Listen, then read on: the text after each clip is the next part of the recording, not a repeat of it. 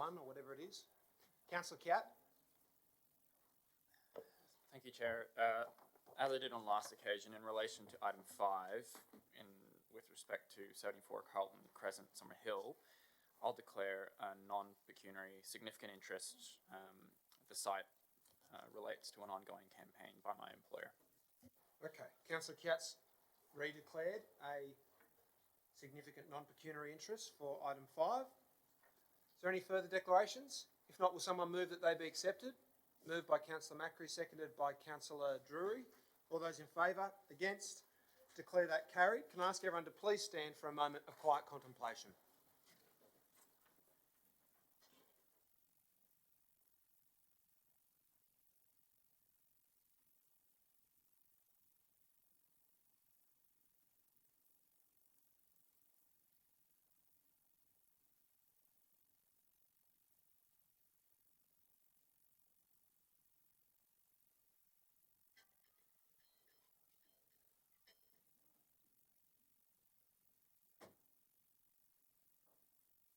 Please be seated. That's okay. Okay, the confirmation of the minutes of the 8th of October. Are there any corrections or clarifications, councillors? If not, will someone move their adoption? Moved by Councillor Macri, seconded by Councillor Steer. All those in favour? Against? Declare that carried unanimously. The public forum. Councillors, we have... I'm not sure if I've got a list available. Does anyone have a list of the speakers? Thank you very much. We have registered speakers for the following items. The urgency motion which Councillor Drury has tabled. Not sure why that would be the first item on the list though. The item 22, the mayoral minute in regards to the Marine Area Command removal of parking at Jubilee Place. Item 5, 74 Carlton Crescent. And item 9, notice of motion from myself in regards to Fitzroy Avenue, not street, in Balmain. Can I just a point of order. Yes.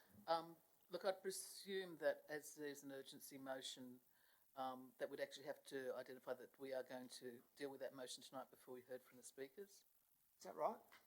Well, otherwise it's not actually on the papers as an item. Well, I'm certainly happy to concur that it be dealt with urgently. I'm not sure that we need to resolve that.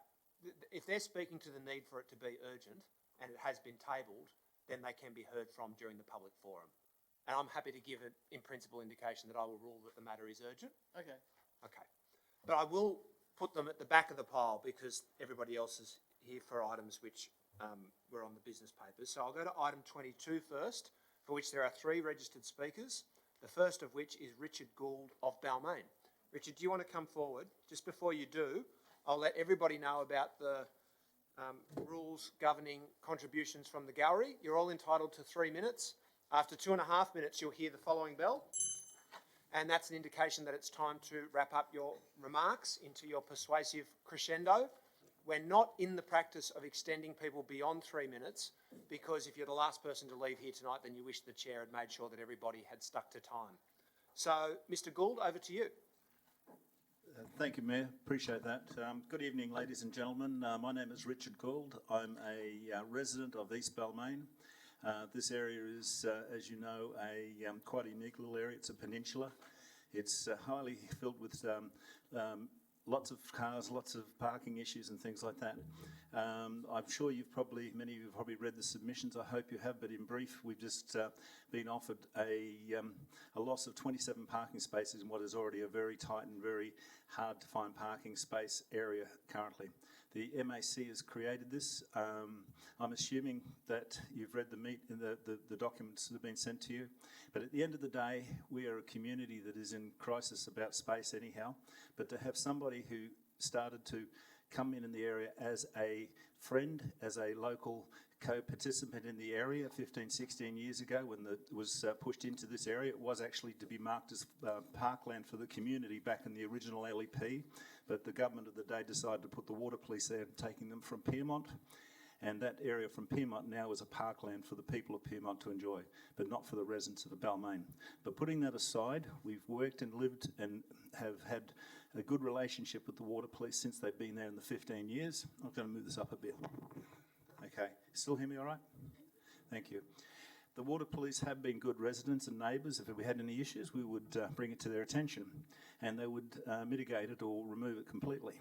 But this recent change with a new commander just seems to have everything that we've had in relationship has died, and he's now decided to take these 27 parking spaces. Now, if you look at the statistical facts of how many houses do not have parking, and that it is highly used, that area, and highly important. At the end of the day, we've now got a group who seems to be ignoring their terms and conditions that were part of the conditions to come into Balmain. They're totally ignoring those. There's been issues that have not been addressed that should have been addressed either by Council and by Marine Area Command that need to be addressed now, and I urge the Council to look seriously at these, namely taking control of Jubilee Place, which was supposed to be handed over 6 months after their occupancy, and mainly the other territories above that, which are the bushlands and everything else like that. We've got this noose around our neck, which is now being pulled by the MAC, and I call it a noose because they are quite willing to take our oxygen, our ability to park from us without any concern to the damage, the issues that are going to be concerned. I've got other speakers tonight who will talk about their personal lives, but at the end of the day, we have a situation where we are being bullied now by a group that should be a service to the community. And they're failing in every form of operation that you could ask for when it comes to good community process. I urge the Council to follow the Mayoral Minute and have a look at what we have to do to make sure that parking is retained in this area and that the people here do not suffer the issues of being held to have to try and find parking hundreds of metres already from their place, but hundreds and hundreds of metres from their place. I have nothing much more to say, but thank you for your time. Thank you, Mr Gould. Our next speaker is Peter Hanron-Smith of Balmain East. Thank you very much. Now, I'm going to be very short and to the point. I live in Leichhardt Street, which is adjacent to the Water Police, and there is, in that street, there are 27 residences, and there are 7 parking spaces because of the narrowness of the street, and therefore, we use Jubilee Place as a place to park. And if you take those 27 parking spaces away, where do we go? We've got nowhere else to go. That's all I wanted to say. Thank you very much. Thank you very much for that. And our last registered speaker for this item is Hugh Nguyen of Balmain. Thank you. My name is Hugh Nguyen. I live on 28 Leichhardt Street in Balmain. I want to talk about my personal issues with this proposal to remove this parking space at Jubilee Place next to the Water Police. We have a young family. I have 3 kids, all under 5, and it is extremely difficult for us already to transport our kids back and forth from our house to where we park. That's about 130 meters away. But to remove this parking is going to make it even more harder for us because we could be parking anywhere and we wouldn't know where we're going to park. The issue is that one of my boys has autism. He's on the spectrum. So it's extremely hard for us to try to get him to follow instructions because he would, a lot of times he wouldn't listen to us, he would run away, and it caused a lot of issues for our family.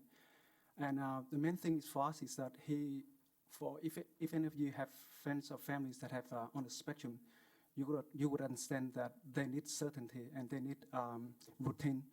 If you go anywhere else to their normal routine, they get very upset, and it is very difficult. And that caused extreme hardship to fall to my other 2 young kids. The youngest one is only 4 months old. So I was going to say about the other parking spot beside our street, which is on Union Street, but generally it is at capacity.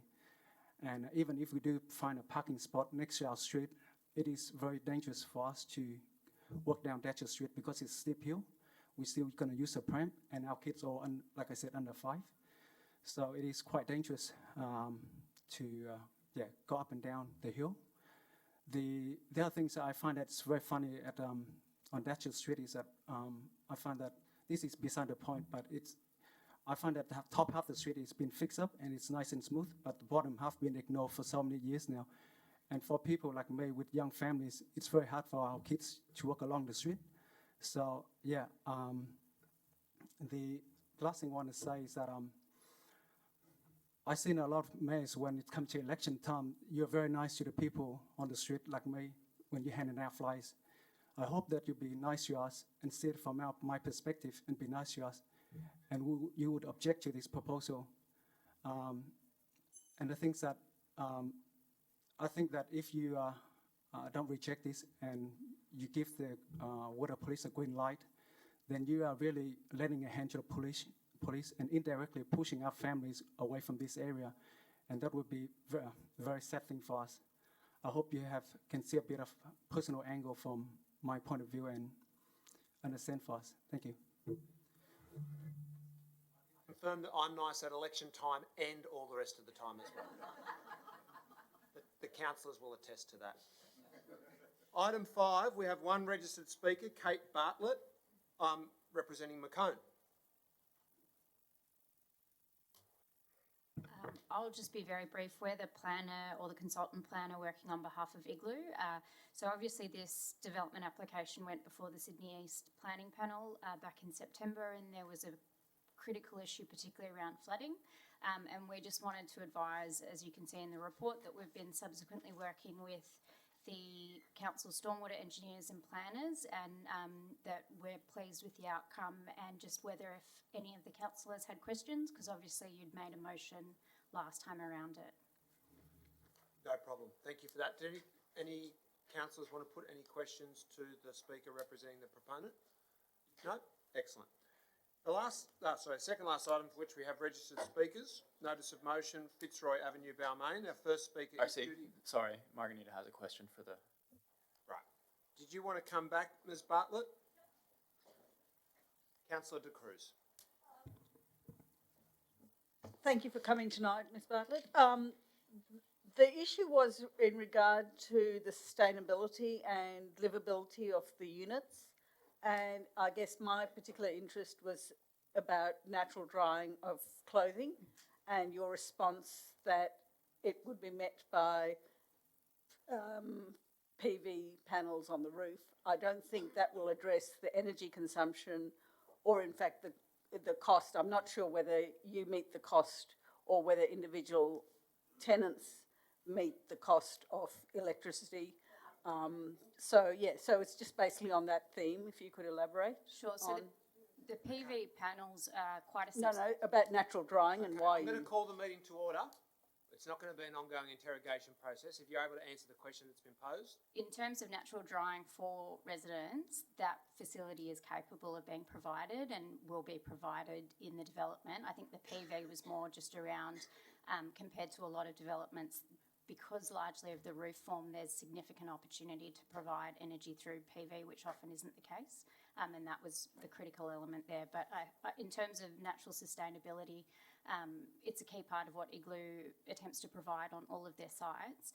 And even aspects like the open corridors with the plenums that'll be sitting above the doors, that'll actually give all of those rooms natural cross-ventilation. I appreciate it's a slightly different issue, but all of those elements are quite key to the development, and I'm sure they'd be happy to provide additional information for you as well if you'd like. Okay, thank you for that. Next item, item 9. The first registered speaker is Judy Woods of Balmain.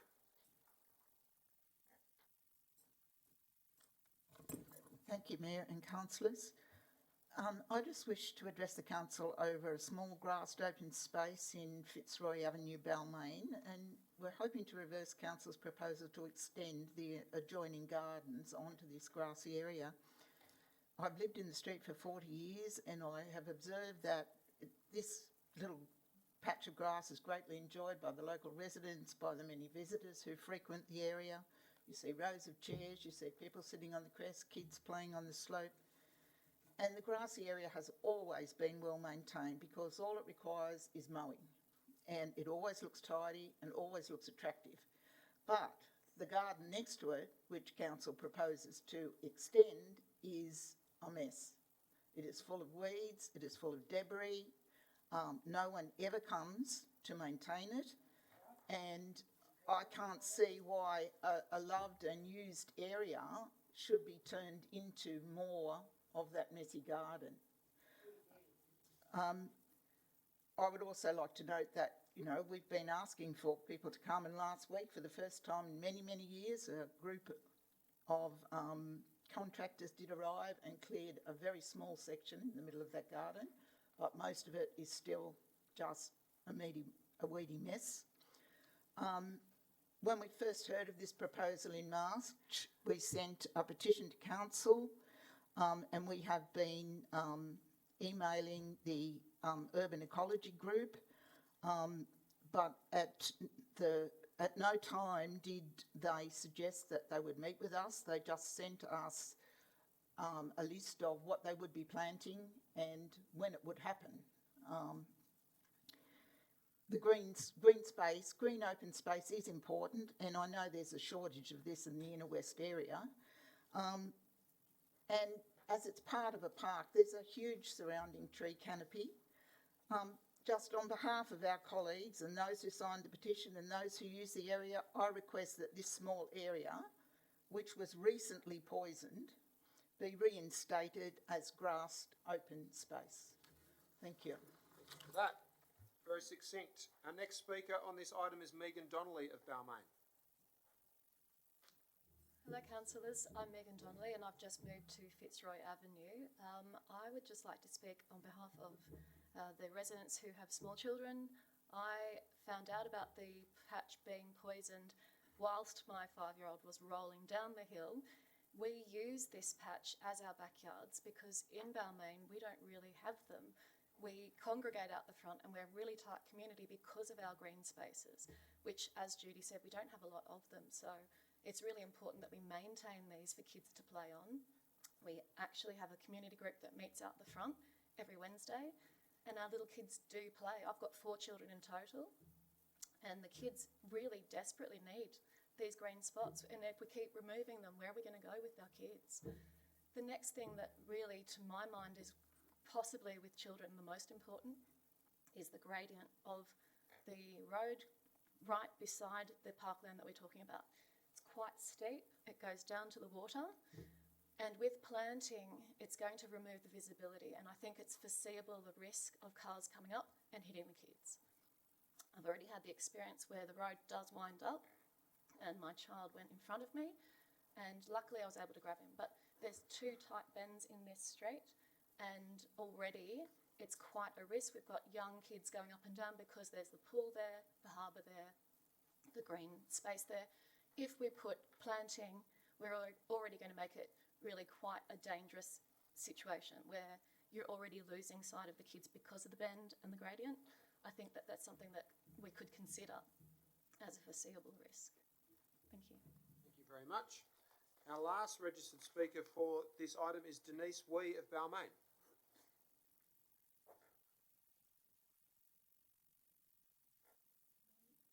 Good evening, Mayor, councillors.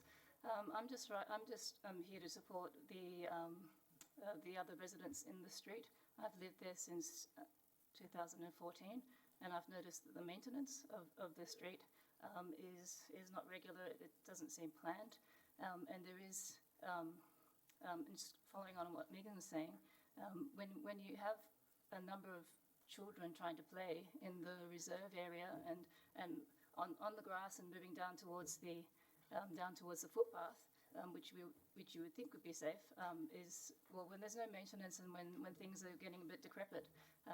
My 12-year-old, when he was 10, was trying to scooter down there and went flying, and we actually thought he'd broken both wrists at the time. And he's never scooted down on the reserve again because we're just unsure about whether the root system's pushing out, whether as Judy said, the area that they're talking about that's not maintained is it's full of rubbish, and we've moved from Potts Point, and we know that we don't know what's in amongst shrubbery when it's not maintained or looked after. So I just wanted to just come and speak to the maintenance of a delightful green area, and that we'd love to utilise, and lots of locals do and visitors do. So thank you. Okay, then we'll now return to the 2 speakers that we had for the proposed urgency motion, the first of which is Luke Buckle of Ashfield.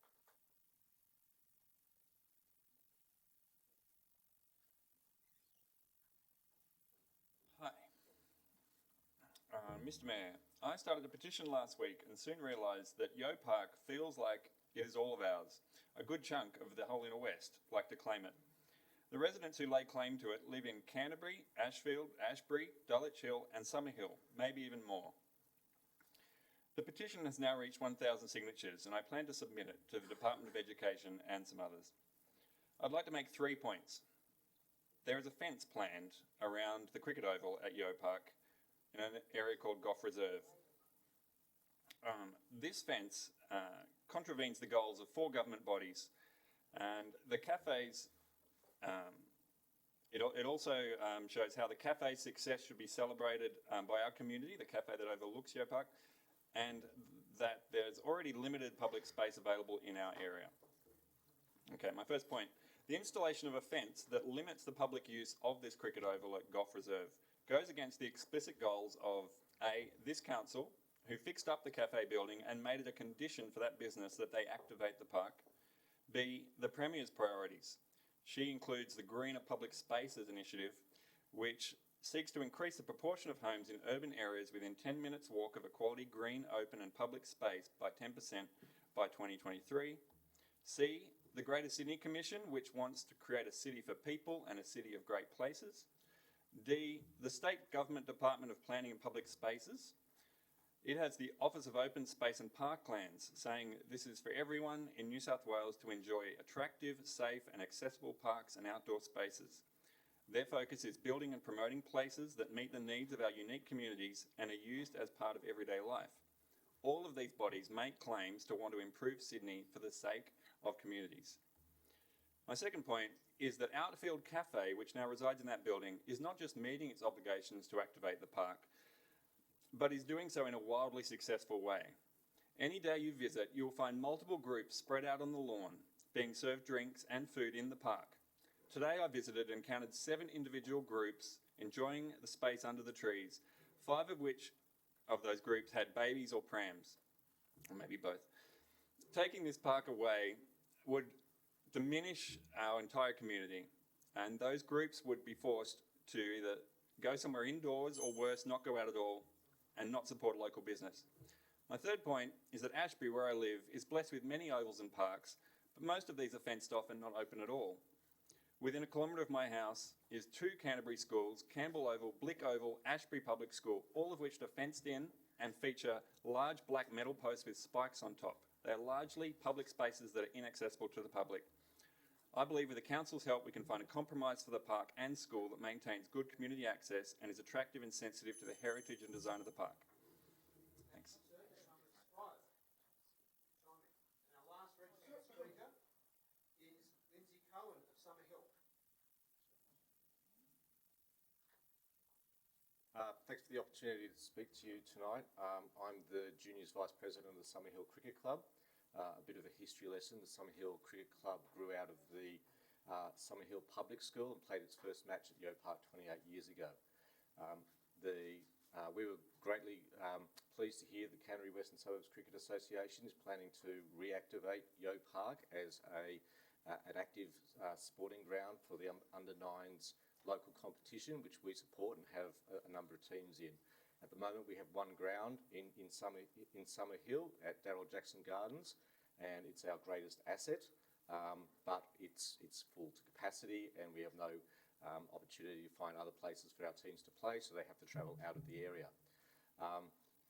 The Yo Park facility, if it was to be activated, would encourage more parents to get their children to play sport, get them off their devices, get them out, get them healthy and enhance their well-being. We fully support the motion and we look for further opportunities to increase the number of children that are partaking in team sports for the benefit of society and the benefit of health generally. Thank you. Excellent, thank you. Also very succinct. Thank you to all of our speakers. Now, heard the public forum. There are no condolence motions. We'll move on to mayoral minutes, of which there are 2. First, which has been referenced by 3 of our speakers. Just a procedural. Look, I'd like to move that we suspend standing orders and bring forward the items for which we've had speakers, which are items 5, 9, 22 and the urgency motion. Well, Councillor, you'll be aware that a mayoral minute can be tabled at any time by the mayor, and as it turns out, I'm tabling it at precisely the time that's allowed for in the business papers. So I'm going to table those first, and then I'll allow you to move that procedural motion. Well, I think the procedural motion takes precedence. I don't think it does. A mayoral minute can be tabled at any Well, time during I a believe council it meeting. does. In Okay, actual well, I'll fact. ask you to point to the clause reference to that. You can move a motion of dissent if you Procedural like. motions always take precedence, Councillor. I don't believe that's the case. The code of meeting, well, you haven't cited the clause that you're referring to. How about I just table the mayoral minutes very briefly and then... we find the clause once and for all, because council would discuss this every time. True. It would have been finished the mayoral minutes. True. Okay. So the first is in relation to one of the matters that there are speakers for, Councillor Porteous, so you'll be pleased by that. Councillors, I won't speak at length about the proposal because it's already been very well articulated by the registered speakers. Suffice to say, the Police Marine Area Command are proposing the removal of 27 car parking spaces in Jubilee Place, which, as has been stated, will have a very significant impact on local residents in that street. In surrounding streets. It's very tight for parking down there. So I'm proposing that we oppose the removal of those parking spaces on Jubilee Place, that we negotiate with the Marine Area Command to dedicate Jubilee Place to council as a public road, as per the original conditions of consent. Thirdly, that we investigate options for regulating long-term parking on Jubilee Place. And fourthly, that we investigate options for a shared zone on Jubilee Place to allow cars to park partly on the curb, as exists in many Balmain streets, to allow greater passageway for Marine Area Command vehicles. I have also discussed the matter with the chair of the Traffic Committee, Councillor Macri, who wants to suggest that we look at alternative options beyond that as well, in order to try to come to a resolution which the police can support and won't result in a loss of parking. And he may speak to that in a moment. So, and I'm happy to incorporate an amendment to that effect. So I'll move that way. Is there any discussion? Councillor Passis?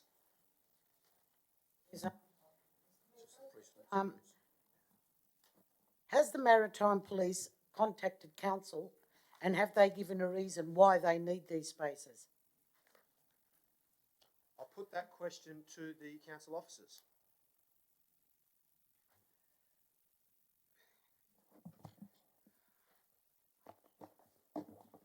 Just checking, councillor, but not to my immediate knowledge. Sorry, I've been corrected. What? Do you need us to repeat the question? No. Through the chair, yes, they have contacted us. The reason is primarily for emergency access for their heavy vehicles. Well, what's changed? Haven't there been emergencies before this? I'm not in a position to answer that. But did we ask? That's a rhetorical question. But did we ask them? Did we go into this and ask them why are they doing this? Have they shown us why they must take these spaces? I'll put that question to the council officers. We didn't follow up? The police indicated that it was for emergency access, and I guess staff took that at face value. Well, you don't take things at face value these days, I'm afraid. I think we should go back and we should ask for the department responsible to give us a very, very good reason, because I'm all for the residents, but if we say no, they can't have it, they can override us. They need to prove to us why they need these spaces. Is it new equipment that's much larger than what they used before? We've got this in front of us with no information whatsoever. How can we go in and fight if we don't know what we're fighting? Thank you. Okay, thank you for that. To be fair, the matter is being tabled at Traffic Committee, and I'm seeking to supersede that consideration by having council state its opposition to the removal of the parking. So there may be more detailed information provided by the police through that process. Further discussion, councillors? Councillor Stamoulis, then Councillor Porteous. Thank you, Mr Mayor, and thank you to the residents for coming tonight to speak. The state government must have a real bee in their bonnet. We're losing a lot of our amenity in the inner west, either through the through West Connects. In fact, a lot of our housing is going through West Connects. Councillor Drury's brought a notice of motion tonight that the state government wants to cut off part of Yo Park, a park that's been used for many decades for enjoyment of sports, for enjoyment of the public, and now we have the police coming in saying that they want to remove. All right. Well, Call the meeting to order. Councillor Stamos for has the amenity of floor. the public, and now we have the police coming in again at the state level, jumping in to remove 27 car parking spaces in a very, very tightly contested area for parking. Fellow councillors, parking is a vital amenity for our community. It is a vital amenity for our community. Unlike suburbs further away, we don't have street front parking for many, many houses. Sorry, we don't have parking on our blocks for many, many of our houses. For a great proportion of our area, we do not have parking off the street. So it's a vital amenity for us. The loss of 27 spaces is unprecedented anywhere in the inner city. I don't think I've ever heard of any agency wanting to remove 27 spaces from a tight area like this. And we should be thinking about the concept as we did 15 years ago when the police first set up. It would be a shared area. The police agreed with this, the community agreed with this, and we've shared it for 15 years without any problem whatsoever. In harmony and cooperation, we now need to keep it that way. Any loss of parking in the order of 5, 10, 15, name the number that you want, will simply cause a flow-on effect in an area that cannot absorb any loss of parking. Let's hope that some common sense prevails. I will be supporting the mayoral minute. We certainly as a council need to come forward with some very strong and good options, and I think it's, from what I've heard from the mayor and the chair of the traffic committee, Councillor Vic Macri, I think there's a couple of very sensible options that could be thought through very, very clearly and sensibly without the loss of any parking at all. And let's pursue these and work with the police to gain that. Thank you. So to that end, thank you, Councillor. To that end, I might just incorporate an amendment to point 3, which would read, investigate alternate options for provision of parking. Investigate alternate options which would prevent any net loss of parking, as well as regulating long-term parking. Thank you very much. Councillor Porteous. Yeah, a couple of questions through the chair, first of all, and then I'll speak briefly to the item. Yep. First of all, I did contact the General Manager to ask what the current status was of this particular issue, particularly in terms of the ownership on the site, as well as when it would be going up to Traffic Committee. If you could just outline what work has been done by council staff up to this point in time in establishing the current status in terms of ownership of the site. I'll put that question to the CEO. I might ask Liz Richardson to respond because she's closer to the detail. Through the chair, councillors, the site obviously has an extensive history, and it was certainly a condition of the initial approval granted by the state government for the water police at the location to, at a particular point in time, transfer over ownership of Jubilee Place and some park down there.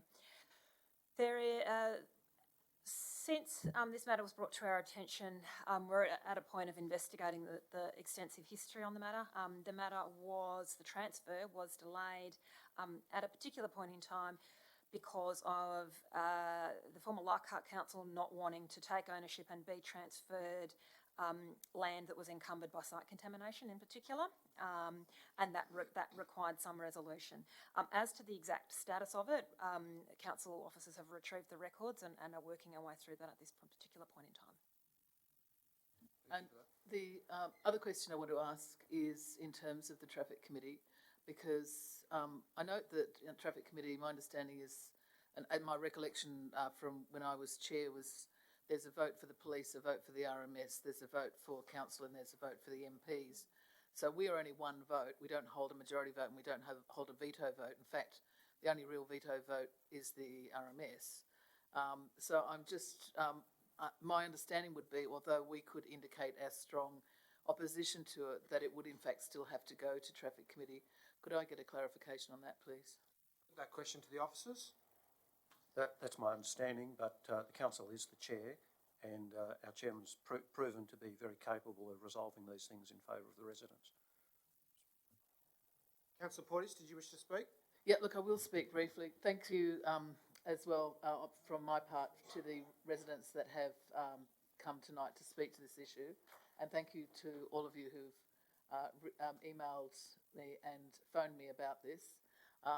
I have been trying to get to the bottom of it myself to try and understand how this could possibly happen, having seen this from day one, because obviously I was there when this original approval was given to the Water Police to locate on this site, and it was very difficult for the local residents to accept their presence, and it was a finely tuned negotiation to try and get the balance right and to ensure that there were not unacceptable impacts.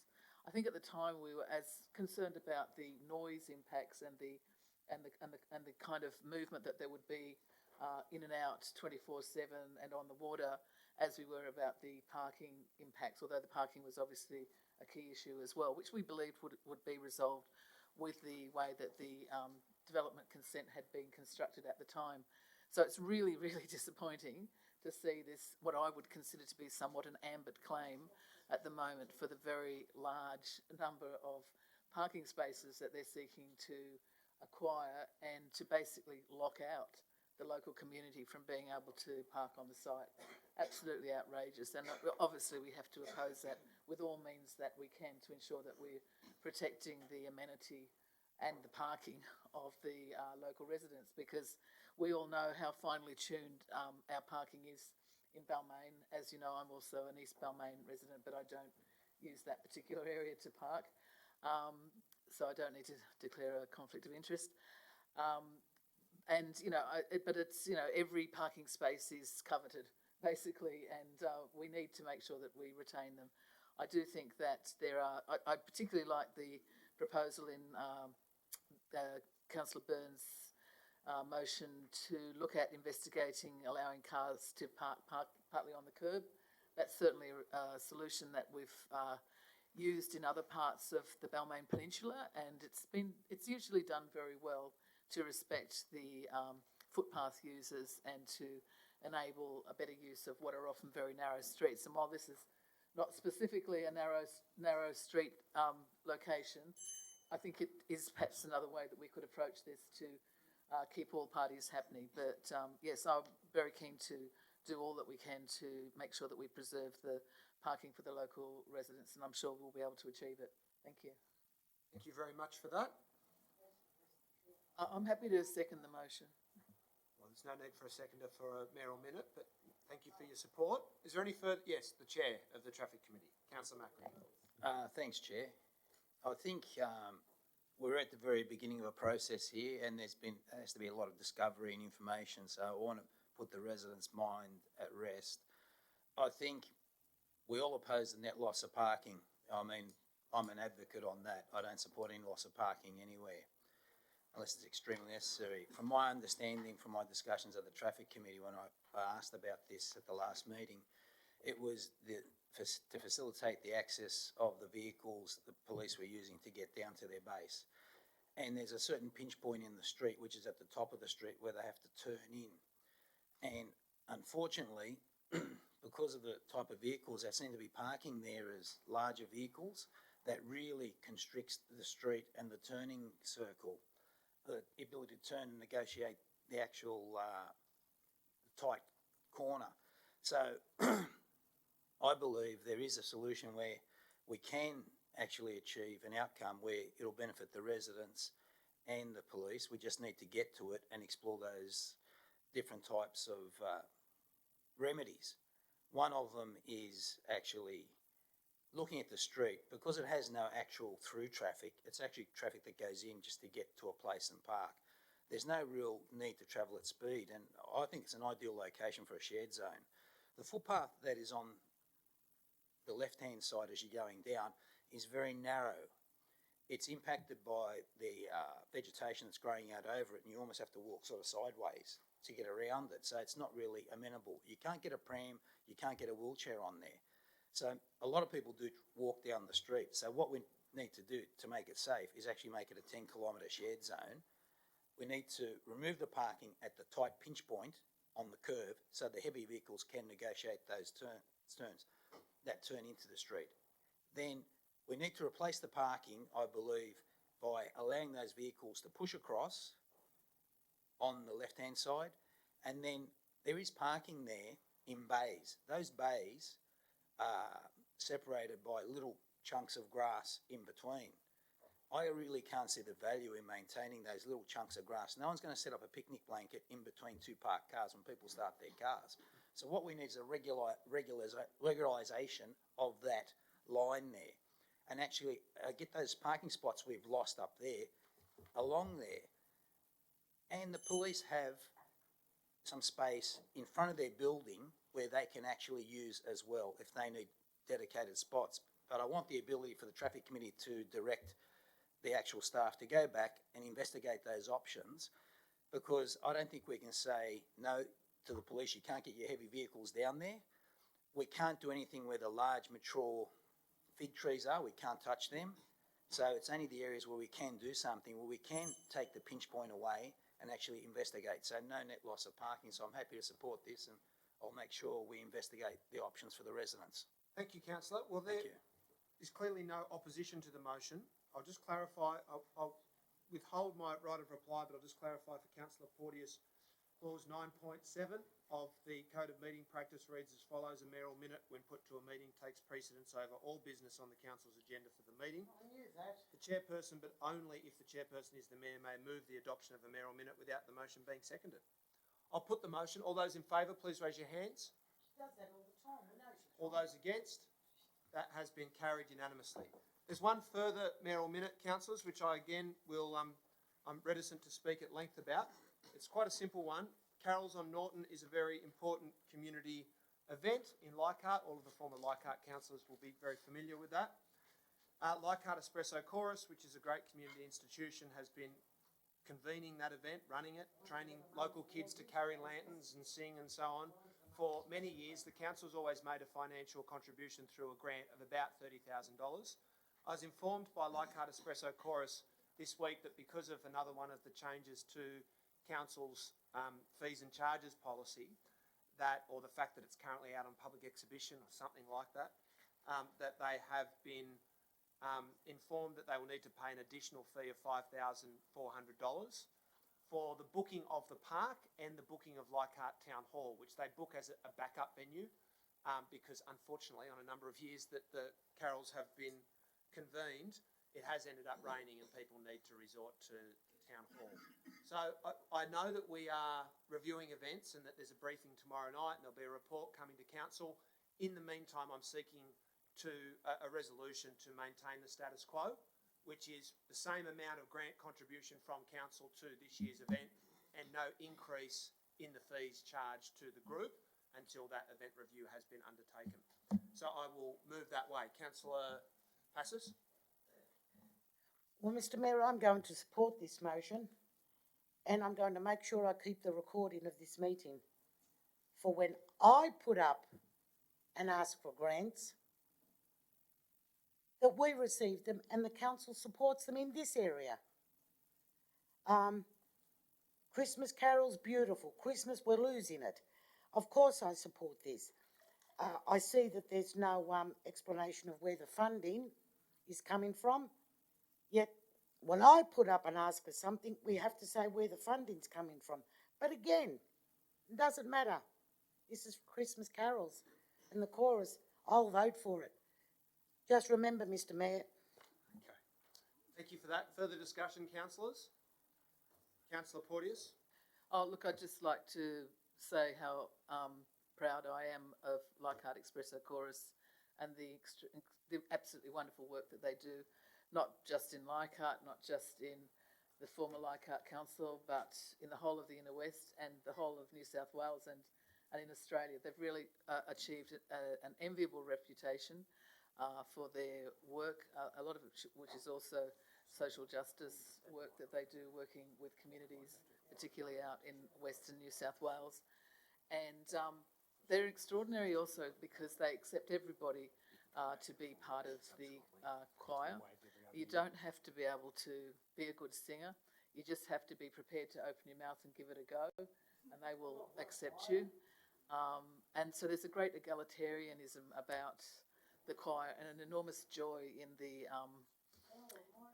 expression that people have of being able to actually sing and express themselves and do it in the company of the other members of the community. So I'd like to perhaps ask that we might add a further point to that, point 3, and that is to express our thanks to Leichhardt Espresso Chorus for the wonderful community service that they have done over many years in this local community. Happy to incorporate that. I'll put the motion. All those in favour? Against? Declare that carried.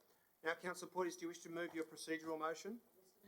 Yes, thank you, Mayor. I'd like to move a motion that we suspend standing orders and bring forward the other items for which we have had speakers tonight, which are items which are the urgency motion, but in order that they appear. It's the item 5, item 9, and item 22, and the urgency motion. Sorry, item 22. No, that's the so item 5, item 9, and the urgency motion. Okay, thank you for that. So, Councillor Porteous is moving that we suspend standing orders to hear items to deal with items 5, 9, and the urgency motion. The urgency motion under the Code of Meeting Practice is required to be dealt with subsequent to all other business. So I'm going to suggest that you leave it at 5 and 9. Councillor Passos. Well, Mr Mayor, what I'm trying to move from this moment now, it's not actually an urgency motion, but we have a resident here. Councillors would be aware. Not too a few months ago, we passed a resolution, and the resolution was passed because the resident came to council and told us what she was putting up with, the noise, with the netball courts. The resolution was passed, and nothing's happened. And now the resident's been told that it won't. The problems will not be addressed till 2022. Point of order. Unacceptable, Mr Mayor. Point of order. I'm just asking I think the indulgence of this council Okay. that we, as a matter of urgency, implement that council resolution. Okay, I'll call the meeting to order. That can be considered as an urgency motion subsequent to Councillor Drury's urgency motion, both of which will be dealt with at the conclusion of the other business of the meeting tonight. Okay. So we have a motion from Councillor Porteous Put up with the noise, you can put up with this. to suspend standing orders to deal with items 5 and 9. Is there a seconder for that? Seconded by Councillor Steer. All those in favour? Against? 1, 2, 3, 4, 5 against. That has been carried. Have I got that right? Yeah, 6-5. Okay, item 5. Carlton Cresent. So Councillor Porteous has helpfully suspended standing orders so that the representative of the developer doesn't have to wait around. Councillor Porteous, over to you. Councillor Byrne, I'm bringing for the items, but those items, I'm not proposing to move the items. Okay, is there a mover for item 5 or any discussion? Councillor De Cruz. Yes, I'd like to take up the comments made tonight, which actually are quite different to the response in the papers. And I don't know whether I need to make an amendment to the report that that the applicant has said that they will incorporate natural drying in their application. Sorry, so what's the amendment? Well, I guess what stands is that the response from the applicant in the report says that they will not they're not proposing to provide formal drying. However, the applicant has advised otherwise tonight, so I don't know that we need to make an amendment because that will be addressed, I suppose, in the planning panel.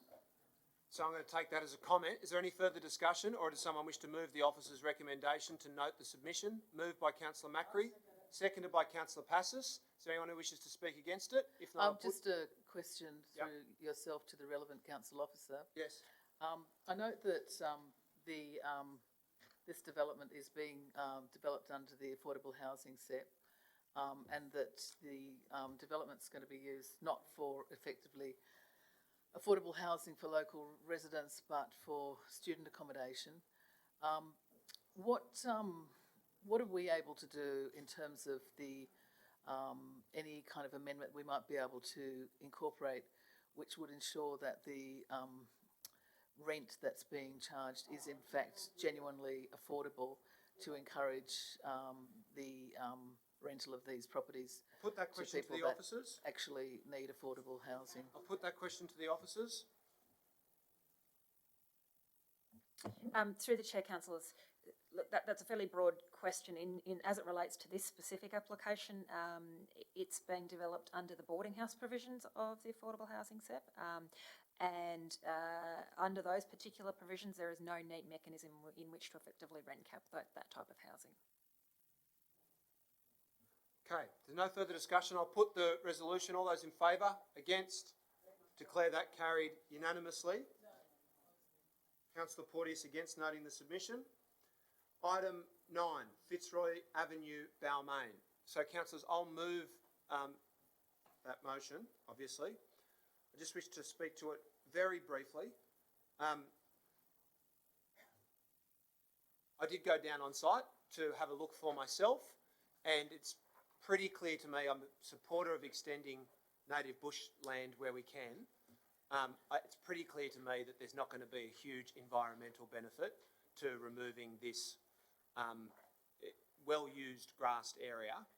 And I think the residents have a point about the underwhelming maintenance of the existing bush care site. And that's not to point any finger at the officers, it's just the nature of the beast. When you install these sorts of scrubs in small locations, they can easily become traps for litter. And so I think the sensible thing for us to do is just to listen to the residents who live there. And I'd be very happy to consider any other location in the entirety of Elkington Park for extension of bush care, of which it does provide a lot of opportunities because it's a very big park. But it seems to me it's just not a very good idea to extend it there. So that's what this resolution would achieve, and there is also another potential safety issue which became apparent by attending the site, which is just the, I do think we need to check out the status of the wall, I suppose it's a retaining wall, holding up the fence at the edge of the cliff. There are quite large plants and trees growing out of it, and I think there's a potential safety problem there as well. So I would ask for the support not just of the Balmain Ward councillors but of all councillors, and I'm entirely open to extending bush care elsewhere in the park. Further discussion. Councillor Passis. Look, I couldn't agree more with what the residents have stated and what you have just said. We have installed that many little pocket gardens, especially in Ashfield, which is lovely. But in the real world, and a council that's strapped for cash, and we do not have the staff to maintain all these gardens, they are rubbish traps. They are overgrown. They are full of dog poo from irresponsible dog owners. We do not have the staff to maintain these gardens, and everywhere I'm driving, they are narrowing the streets, taking away parking spots, and putting gardens in that are expensive, that will die out. We are in a drought, or so I'm told. And all we're doing is planting and introducing new gardens. We can't water them, we can't maintain them. So what are we doing? It's about time we went back to the drawing board.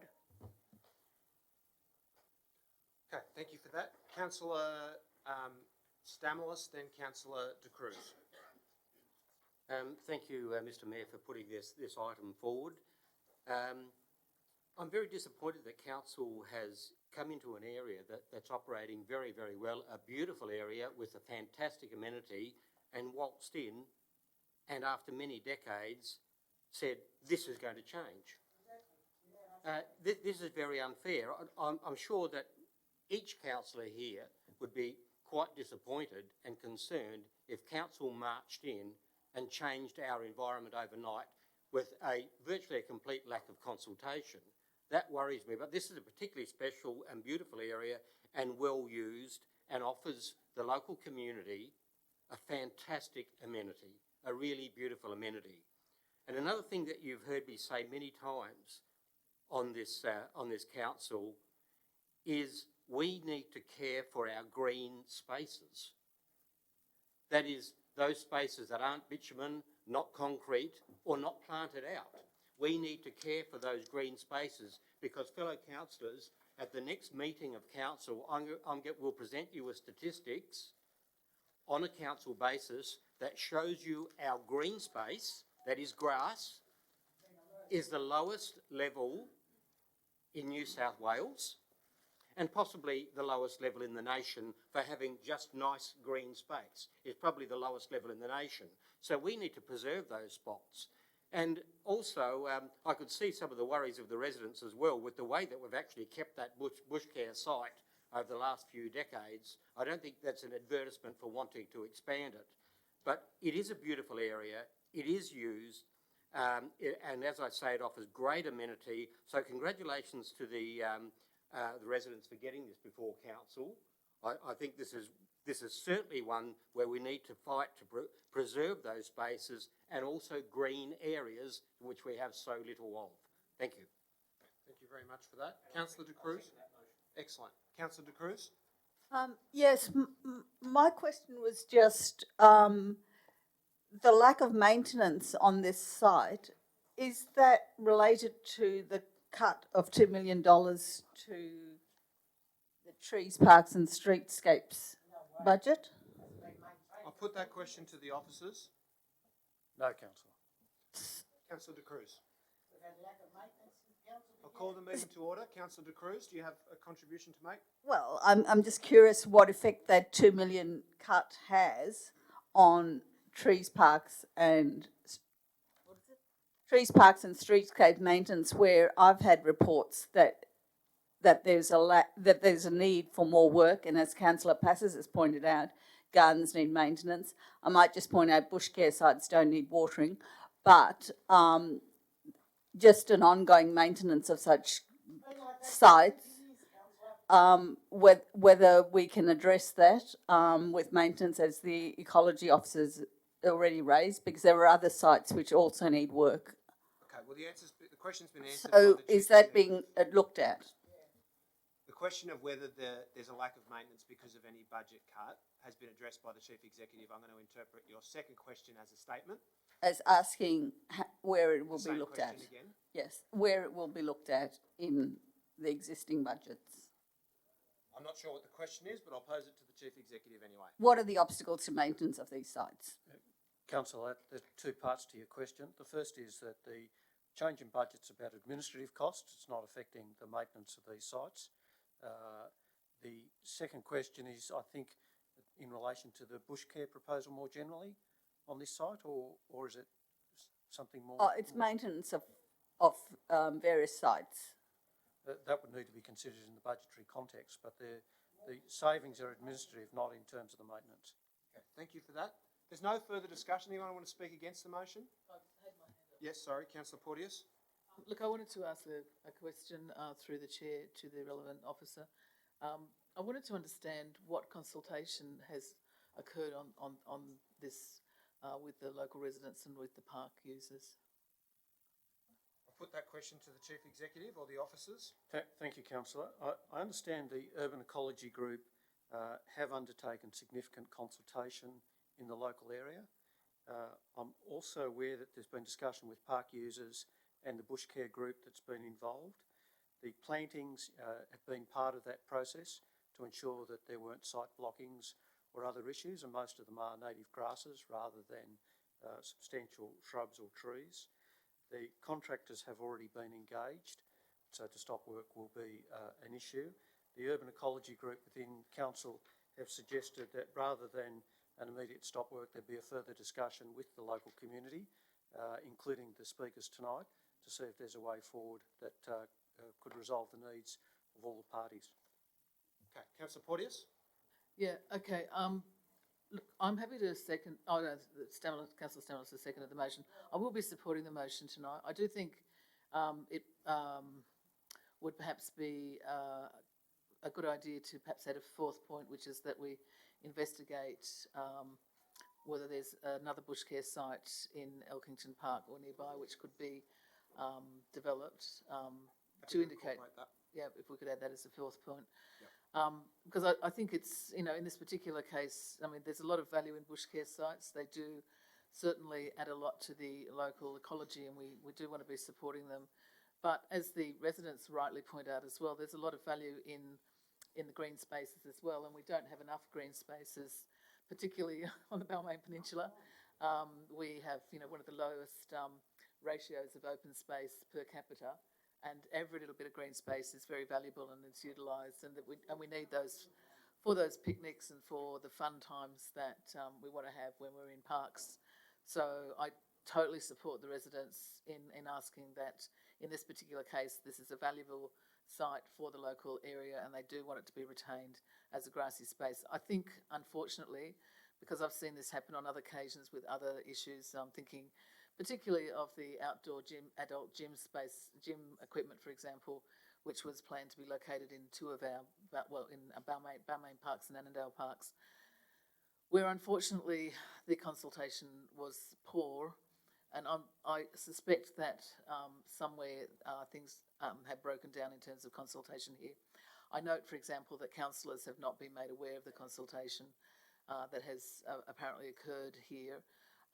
It's just certainly with Leichhardt Council, local councils would always be kept aware of the fact that consultation was occurring so that they could also link in with that and find out what local residents are thinking about changes in their local area. So I think there's room for a lot of improvement in terms of the way we're doing consultation, and perhaps a better understanding in terms of the real value that our local parks have for local residents. As one of the speakers pointed out, our local parks are in fact our backyards for many of us, because we live in very tiny houses and apartments, and we need those green open spaces because they are very, very valuable for many reasons.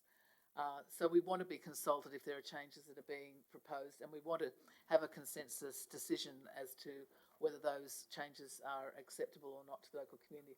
I don't think this has happened on this occasion. It's unfortunate that council will be incurring a cost in ceasing this work, but I think we just have to get better at that consultation. So I would urge that also be taken on board by the staff. Thank you. Thank you. I've incorporated that amendment, so I'll now put the Byrne-Stamoulis motion. All those in favour? Against? Declare that carried unanimously. The bush care site will not be proceeding now, and we'll look at alternatives within Elkington Park. Thanks very much for coming along. Next, so that means we return to the standing items on the agenda. Now Councillor Porteous, was your intention to bring forward all items that people were in the gallery for? Was, but the other two are urgency. The urgency ones apparently we have to deal with last. Okay, no problem. All right, item 1, financial statements. Oh, that's right, still in the business papers. Item 2, post-exhibition report, Marrickville Development Control Plan. Councillor Macri. Moved by Councillor Macri. Do you wish to speak to it? Just briefly, Chair. I think it's good that this has come out, and it's just reinforced my position when we first spoke about this, about the issues of the stormwater and the $50 million infrastructure risk we took. I think it's important that it's noted that there is no infrastructure risk at all, and if you see the costs, it's down under $1 million, and the majority of it is taken up by the actual developers. And I probably should just record what I said at the last meeting, actually play it would be easier. But if you understand the flooding issues that are down there in Marrickville, the large detention pit was built after the 1 in 100 year flood that wiped out the bottom of Marrickville, which then became industrial land.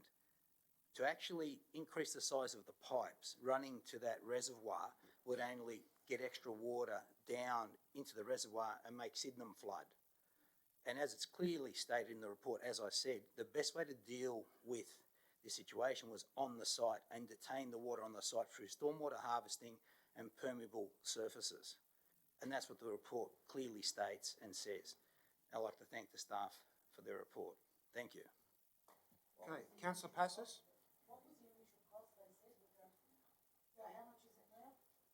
Councillor Passos has the floor.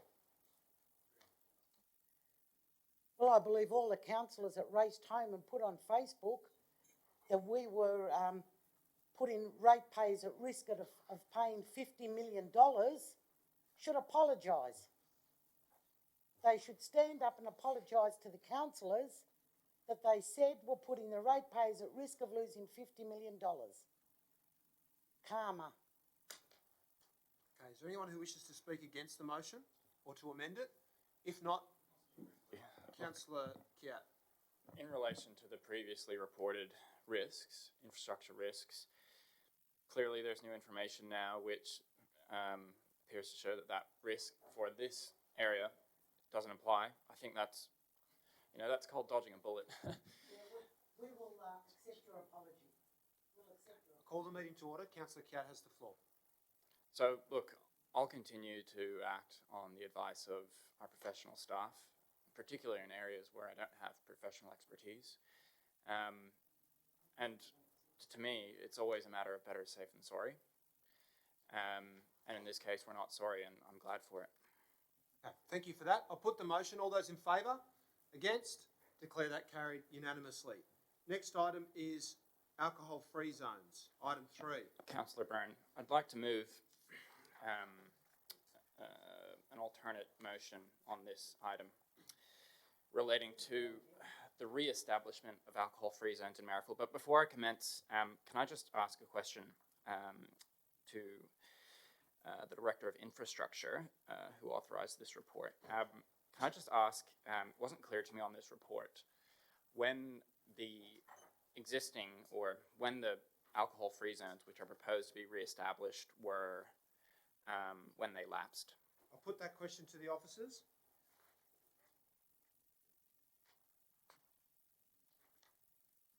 Through the chair, I'm afraid I don't know that, but they have lapsed at this point. Yeah.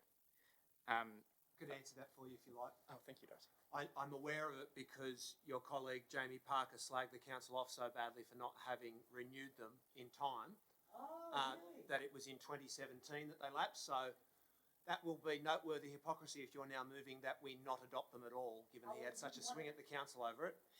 Please proceed. Wasn't aware of. Excuse me. Can I? He commented in the newspaper about it at length. Sorry. Can I We suspended your time so you could ask your question. No, I'm just. Point of order. You're failing constantly to ask Councillor Passos not to interrupt. I think it would be helpful if you could be. I'll call the meeting to order. vigilant in Councillor this Kiat way. has the floor. Please proceed.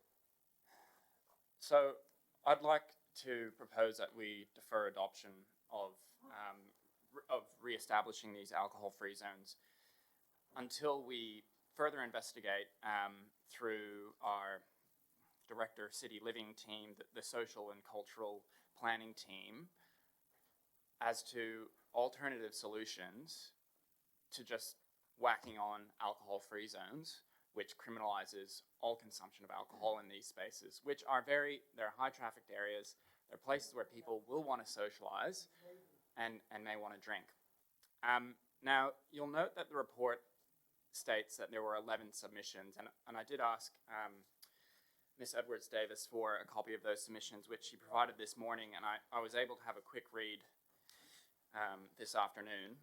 And I think 9 were opposed and 2 were in support. One that was in support was clearly from a Trump supporter who mostly wrote about Donald Trump, so I don't think it was relevant. Some of the opposition I can read for you, but I hope that by deferring this item, we can actually look at them more closely. One person said, I feel that the proposal for alcohol-free zones in these areas are not required. I've been a resident from Marrickville for 3 years and I've never seen people drinking in the street, being abusive, or being a nuisance in the street with alcohol in their hand or being intoxicated. Another person said, Prohibition of drinking in public disproportionately affects groups that can't afford to drink inside the inner west's increasingly expensive venues, young adults, low-income people, and the homeless. With the average price of beer in a bar around $7 a schooner, and I reckon it's higher than that, people need somewhere else to have fun and unwind. Another person said, I'm against an alcohol-free zone around Sydenham Green Park. This is a large public space. Antisocial behaviour should not be tolerated. However, if there are suitable recycling bins for rubbish, allowing responsible alcohol consumption while enjoying the park should be respected. Particularly notable from the Metropolitan Aboriginal Land Council. So they didn't have any in principle opposition to alcohol-free zones, but noted the proposed change will potentially have an impact on the homeless people who congregate generally around Newtown Town Hall, which we believe should incorporate a dedicated area for consumption of alcohol to ensure that people are not potentially criminalised. Please note that a 2005 study showed that Aboriginal homelessness was a particular issue around Newtown. So I think that to criminalise social drinking, we don't need to infringe on the freedom of our residents in that way, in a blanket way. I think, as has been pointed out in many of the submissions and as has been discussed here before, the police do have power to move on people who are being drunk and disorderly. If their issue is with violent or antisocial behaviour, they have powers to deal with that. But what this does is mean that you absolutely cannot even have a glass of wine in, for example, Sydenham Green. Now, I just think that's a disproportionate approach. I think it's something that our Councillor, residents... your time has expired. Thank you. Is there a seconder for the motion? Seconded by Councillor Steer. Yes. I support the comments of Councillor Kiat and also of the people making submissions. The fact is, it doesn't matter how the lapse in renewing the alcohol-free zones occurred. The fact is, it's happened. It's been going for 2 years, and there has been no adverse effects in that time. The fabric of society in the inner west has not fallen apart. We do not have gangs of people roaming the streets. We have quiet groups of people drinking in these nominated areas and not harassing passers-by and behaving really quite well. I know all of these areas and I go to them quite frequently, particularly the ones in Newtown, and it's quite obvious to see that there are no social problems in these areas. Some time ago, I put several motions about community safety in parks, including a park in Newtown, Salmon Park, because antisocial behaviour was ongoing and disturbing residents in that area. And council came up with a number of solutions relating to the design of the park, went to switch on and off lighting, things of that nature, and implemented them in the various parks, including Camperdown Memorial Rest Park and Salmon Park, which has eliminated the antisocial elements without being confrontational, without being a blanket ban on casual behaviour, and I see no reason why that approach can't be used in these public areas. We don't need to give the police any more powers. A lot of the we don't need them to create problems where there are none. We have had in the press quite a lot of comments about police going to festivals and strip searching young people for no reason, and the unreliability of sniffer dogs and things of that nature. So we need the police to keep doing things like looking after, protecting women from domestic violence, and not going around harassing people quietly drinking in the streets. So and as we've had a 2-year experiment in effect by the lapse of renewing the alcohol-free zones, and I say that it's been a successful experiment, and it should be continued.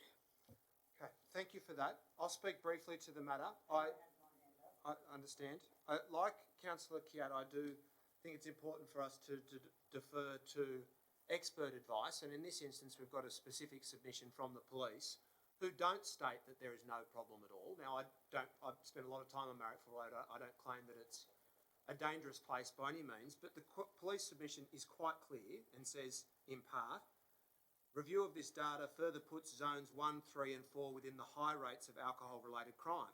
It should be noted that while Zone 4 is not within one of these high areas, it always consistently featured within the hotspot map, and with the establishment of the new skate park within Sydenham Green, should Zone 4 not be renewed as well, police are concerned that this will result in an increase in alcohol-related crime within an area heavily frequented by young people, etc. So I think it's important to take that into account. I completely agree that this is not a high priority for the council. I didn't think it was a huge deal that the signs had not been renewed. In fact, I was unaware that it required a rolling series of renewals. But one person who thought it was a very serious problem was Jamie Parker, the state member for Balmain, who said, in part, he gave extended comments to the Courier about the need for these alcohol-free zones to be implemented. He said, as a former mayor and councillor for 12 years, I can tell you this is one of the most basic nuts and bolts services that any council should be doing. He went on to say that this dysfunctional council has made it pointless to even have these alcohol-free zones. Now, you've got to think, for Mr Parker, who's the member for Balmain, to get concerned about these alcohol-free zones on Marrickville Road and in Newtown, way out of his electorate, it must be quite a problem. So there is a bit of an incongruity between... Chair, I'll be concerned. I think he's after your job. Yeah. Well, I just wish he could get a bit of school maintenance budget going in this state electorate of Balmain, or maybe some money for Callum Park. But I'll pose a question to Councillor Kiat as to whether he has consulted with the member for Balmain about the seriousness of this problem, given his stated view that this is not just a serious problem, but a sign that the council is in disarray. Councillor Kiat. Is that rhetorical, or do you want It's a to know? direct question. Have you consulted with the member for Balmain, given his very serious concerns that are on the public record? No. Oh, you won't get police action. Right. Oh, dear. Okay. Councillor Passis, then Councillor Lockie.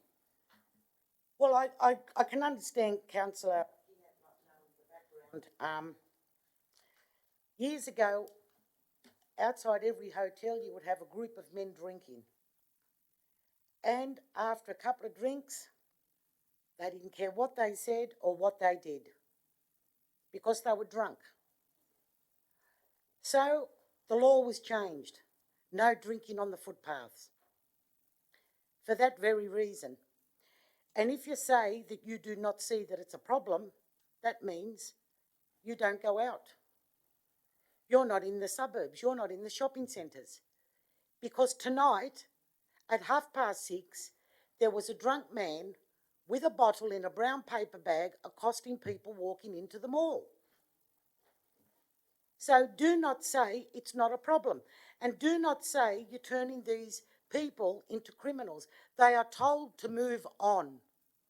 They are told to disperse. It's only when they become violent that they might be arrested, if the police officer wasn't ready to knock off and he didn't want to do the paperwork. Do not say it's a problem. I recall you opposing the same type of thing in Hercules Street, Ashfield, and I don't think we need to go down to Hercules Street as much as we did previously with the steamer to clean off the urine, the faeces, the blood and the vomit. That was in our main street to our suburb. Your ward, Mr Kiat, Councillor Kiat, your ward.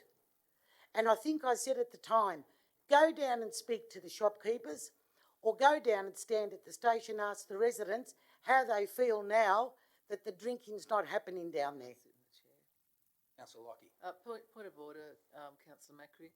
Look, I'm really sorry to do this, but you're not Deputy Mayor, and therefore, if you're going to sit in the chair, it actually takes a resolution of the council that you occupy the chair. The mayor can nominate who he wants. No, I think it requires a resolution of council. I'm happy to move a resolution that Councillor Macri stands in the chair, but it does require the... Councillor Porteous wrong about the last thing she brought up? She frequently is, but let's get on with the business. Well, Councillors, further discussion. Councillor Lockie. Councillor Burnett, I've returned to the chair. you Councillor have Lockie. returned to the chair, but I'm just pointing that out. If we okay? can't agree to just decide by consensus to put someone in the chair for a minute while I go to the toilet, we should give up. Councillor Lockie, please proceed. Just a question through the chair, if I may. If this motion passes, how quickly could we get the report that Councillor Kiat has suggested? Put that question to the officers.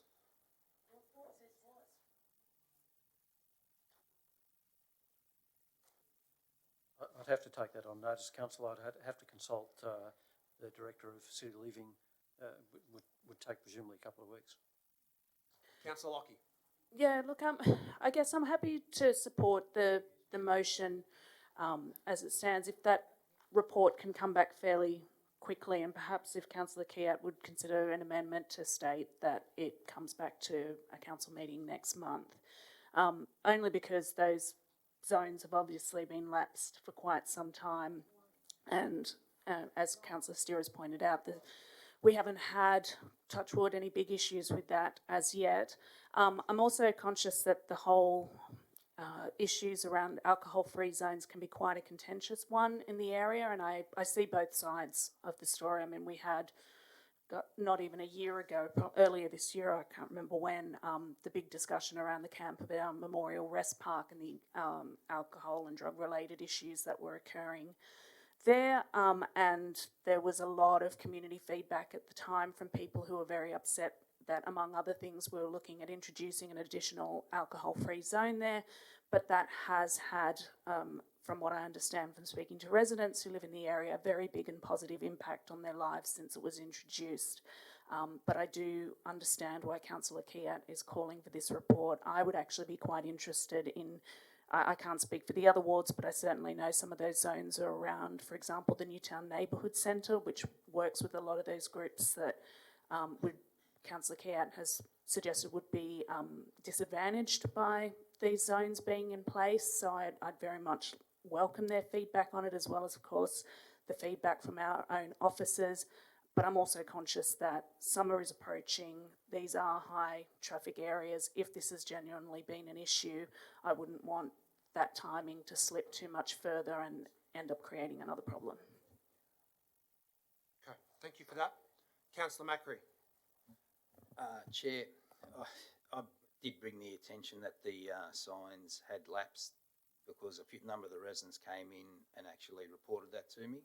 So they're the ones that were in Marrickville, and I was told by staff they're being bundled up and put together with a number of other ones that had to be done. They were concerned. They feel safety with the signs. It also, it gives the police ability to actually go in and do the job they're supposed to do, and that's protect the community.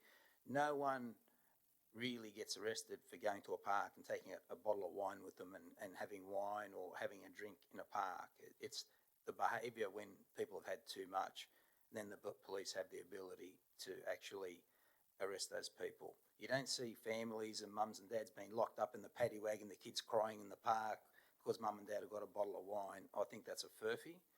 And I think I would really like to divorce myself as a Marrickville Ward councillor with the backing of Councillor Iskander. You can defer your other ones, but I'd like the Marrickville Ward ones, as we are the representatives of Marrickville, to go ahead. So I'll move that as an amendment if it's not going to get up. Councillor Macri will move that as an amendment to the primary motion. I'll also move as a foreshadowed motion the officer's recommendation, which is seconded by Councillor Macri. So we'll deal with the Macri amendment now. So I assume the Lockie amendment is incorporated, Councillor Kiat? Yeah, that's fine. Okay, that's incorporated into the primary motion.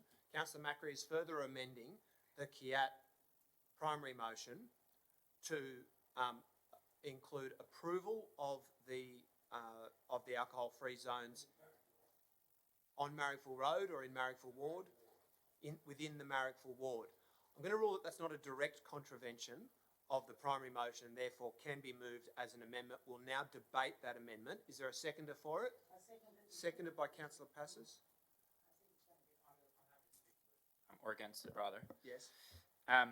I'll just say I've spoken to Councillor Hesse. I know that he supports our position, my position on this, and I understand that previously on Marrickville Council, other councillors had opposed the introduction of these alcohol-free zones, and many of the people who commented were people from Marrickville. With respect to the issue of, whether this allows police or whether it requires police to act in relation to people who are just having a picnic, a family just having a picnic, that's exactly what this does do. And more than that, it actually prevents anyone from having a casual picnic with a glass of wine because that is a criminal act. Whereas under the Law Enforcement Powers and Responsibility Act, which is the act which controls how police can act in public with respect to minor infringements, they already have the power to move on intoxicated people. And the thing about intoxicated people is they can get intoxicated without drinking on the street. So you can have a drink in a bar and then be intoxicated on the street. You wouldn't be covered by an alcohol-free zone, but you would be covered by the existing power that exists under the... Councillor Kiat, I think these are points that you'll be able to make in your right of reply. I'll make them again. And I'll ask you to address the amendment specifically. Okay, no problem. Is there anyone else who wishes to speak for or against the Macri amendment? If not, Councillor Iskander.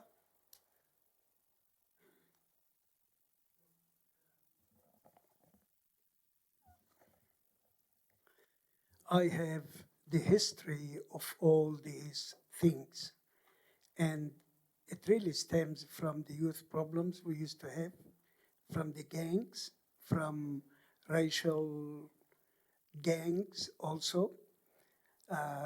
If you talk about Marrickville, the police of Newtown used to put hot spots in different areas. And you could talk about 5 hot spots in Marrickville area. That means if you look at other areas and you don't have this problem, we used to have it severely because Marrickville had very, very serious youth problems, gangs problems, alcoholic problems, drugs problems, all that. And we had to work with the police in consultative committee to do what we can do. So the recommendation or the advice came from experts, from police, and from the community.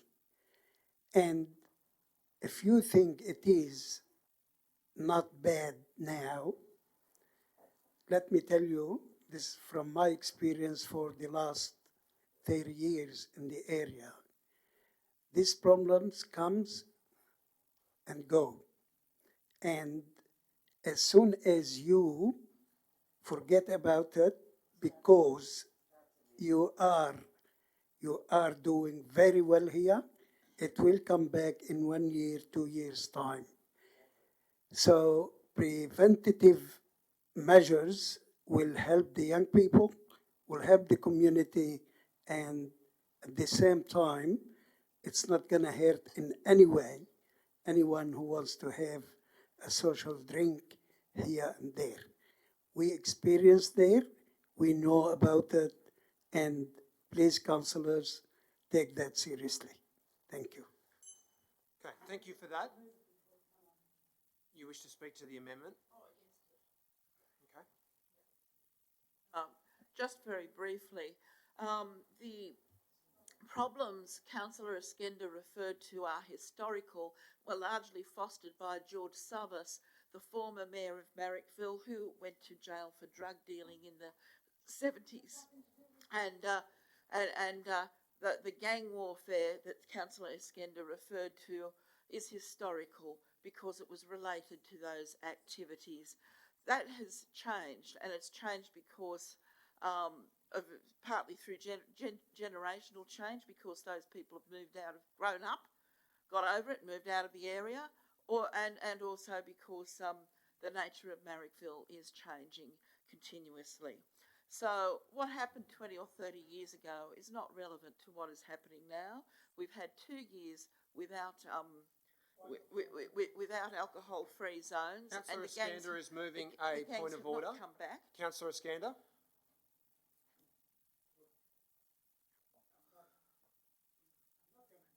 Debate with Councillor Steer, which I respect her point of view, but let me tell you, we know the years we had these problems.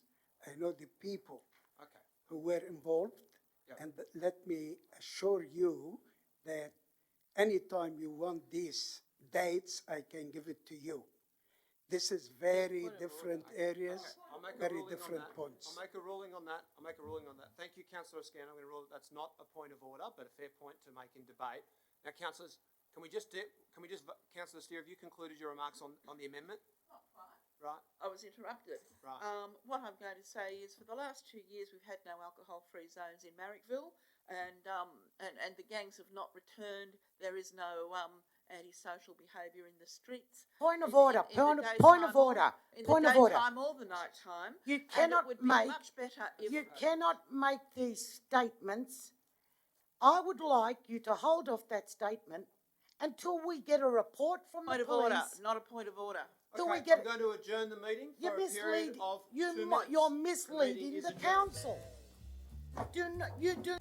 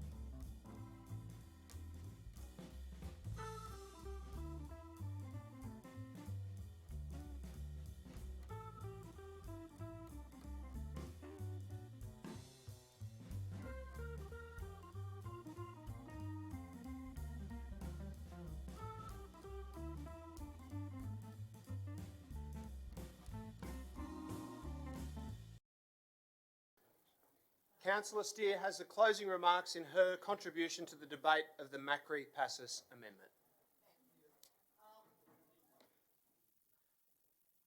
What I want to say is we haven't returned to the days that Councillor Eskender was talking about.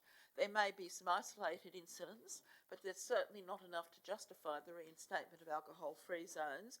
And it's also, as we're calling for a report, a wise idea to get a proper overview of these areas by having all of the areas included in the report and not having one area singled out. So that's why I'm opposing that amendment. Any further discussion of the Macri Amendment? If not, I'll put that, Councillor Macri, do you want to write a reply? Yeah. Chair, as a Marrickville Ward councillor and Councillor Skander as a Marrickville Ward councillor, I think we should have a right as the representatives of the people. Councillor Hesse is free, he's not here. I respect his vote that he wouldn't vote for this. That's fine. But in a democratic process, the ward councillors shouldn't be dictated to by councillors from outside our ward. And we are the democratically elected leaders of this area. So what you do with the rest of the place, that's fine. But the people that come in off the street and talk to me with their concerns, and let me tell you, the signs are still there. So people still think they're in place. It's only those couple of clients that actually said, you know, they're out of date. They're the ones that came in. And that's why this renewal process happened, right? We shouldn't be treating that. We've adopted them in Ashfield. We've adopted them recently in all the other areas. I don't want Mayoral to be treated any less, and the residents of Mayoral any less protection than any of the residents in the rest of the LGA. And that's why I've said that. And you look at the report, the police report clearly states there's issues. So they haven't gone away, and it's not Wonderland. Okay, thank you. Okay. Thank you for that. I'll put the Macri-Passos amendment. All those in favour, please raise your hands. 1, 2, 3, 4, 5. All those against? 1, 2, 3, 4, 5, 6. That has been defeated. We'll go on. We've now had multiple speakers for and against the primary motion. We've got a foreshadowed motion moved by myself to adopt the officer's recommendation. Is there anyone who wishes to further amend? Councillor Drury has moved that the motion be put. Is there a seconder for that? Seconded by Councillor Passos. I'll put that. All those in favour? I'll take my right of reply. Yes, you'll get that at the end of the motion being put if it's carried. 1, 2, 3, 4, 5. All those against? 1, 2, 3, 4, 5, 6. Please proceed with the debate. Who would further like to contribute an amendment? Not sure why you were against closing the debate if you had no further contributions to make. Councillor Kiat, your right of reply.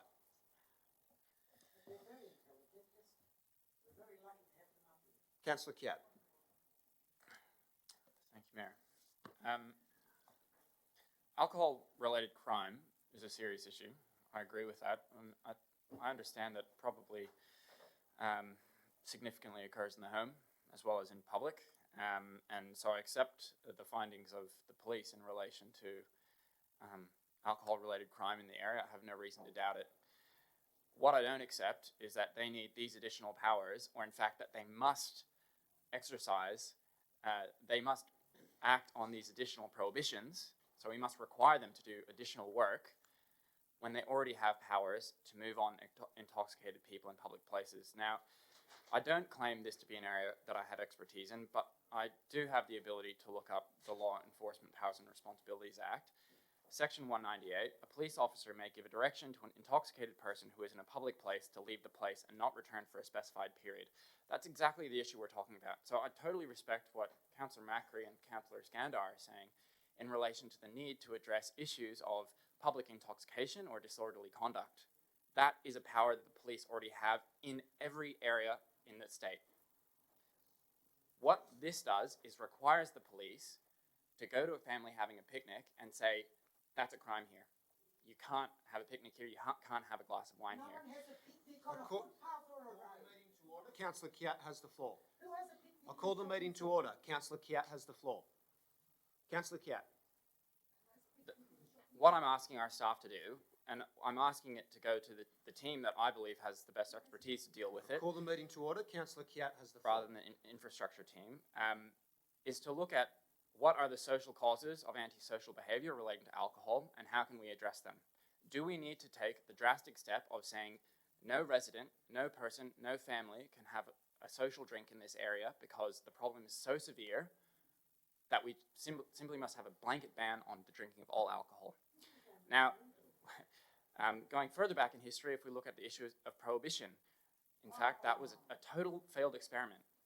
That was tried. Point of order, Mayor. Yes, Councillor Drury. I believe that the constant and non-witty interjections of Councillor Passos is in contravention of the Code of Meeting Practice 1511 Clause E, which speaks about saying or doing anything that is inconsistent with maintaining Thank you for that. I will ask Councillor Passos to desist from interjections and ask Councillor Kiat to continue with his right of reply. Thank you. I wasn't elected to council to come up here and listen about prohibition. I can adjourn the meeting, if that's your preference, Councillor Councillor Passos. I can adjourn the meeting, but I'd prefer to give Councillor Kiat his final seconds of his reply and then get on with the rest of the business. We've got people waiting in the gallery for items.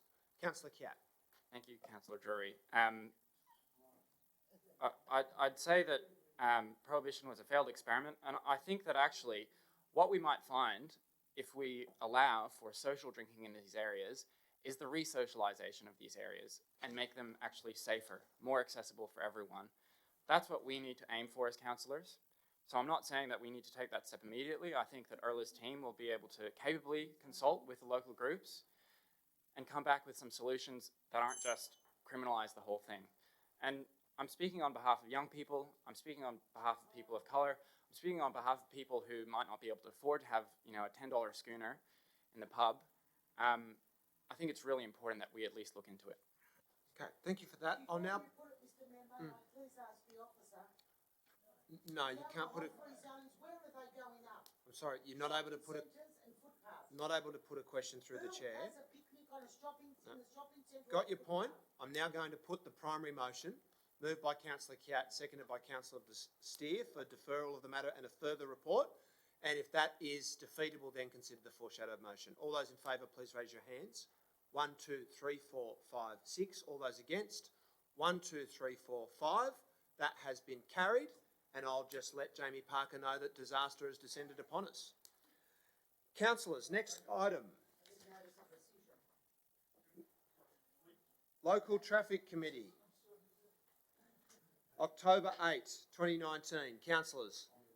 Councillor Stamoulis is moving adoption of the minutes of the Traffic Committee. Is there a seconder? Seconded by Councillor Lockie. All those in favour?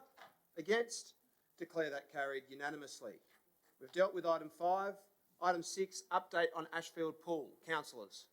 Councillor Drury, and then Councillor Passos.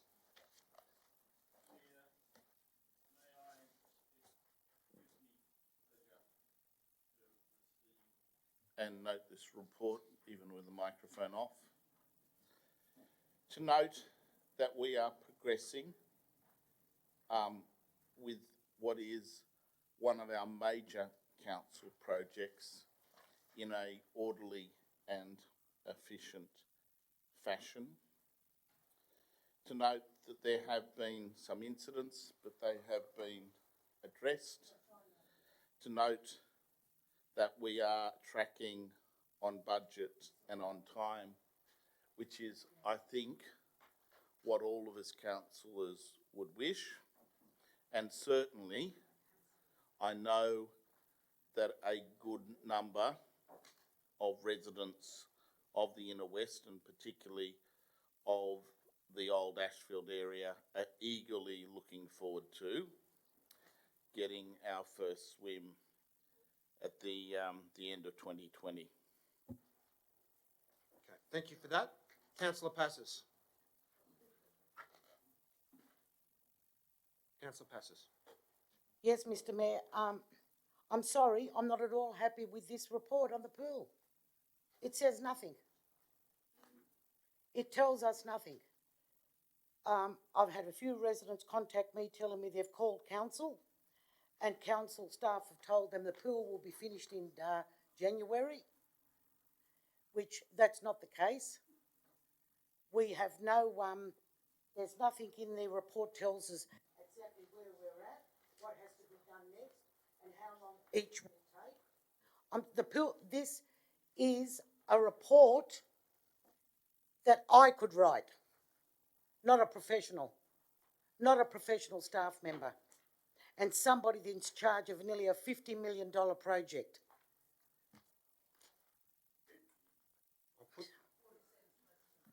Okay, thank you. So Councillor Drury has moved the adoption of the officer's recommendation to receive and note the report. Is there a seconder for that? Seconded by Councillor Lockie. Do you wish to speak to it?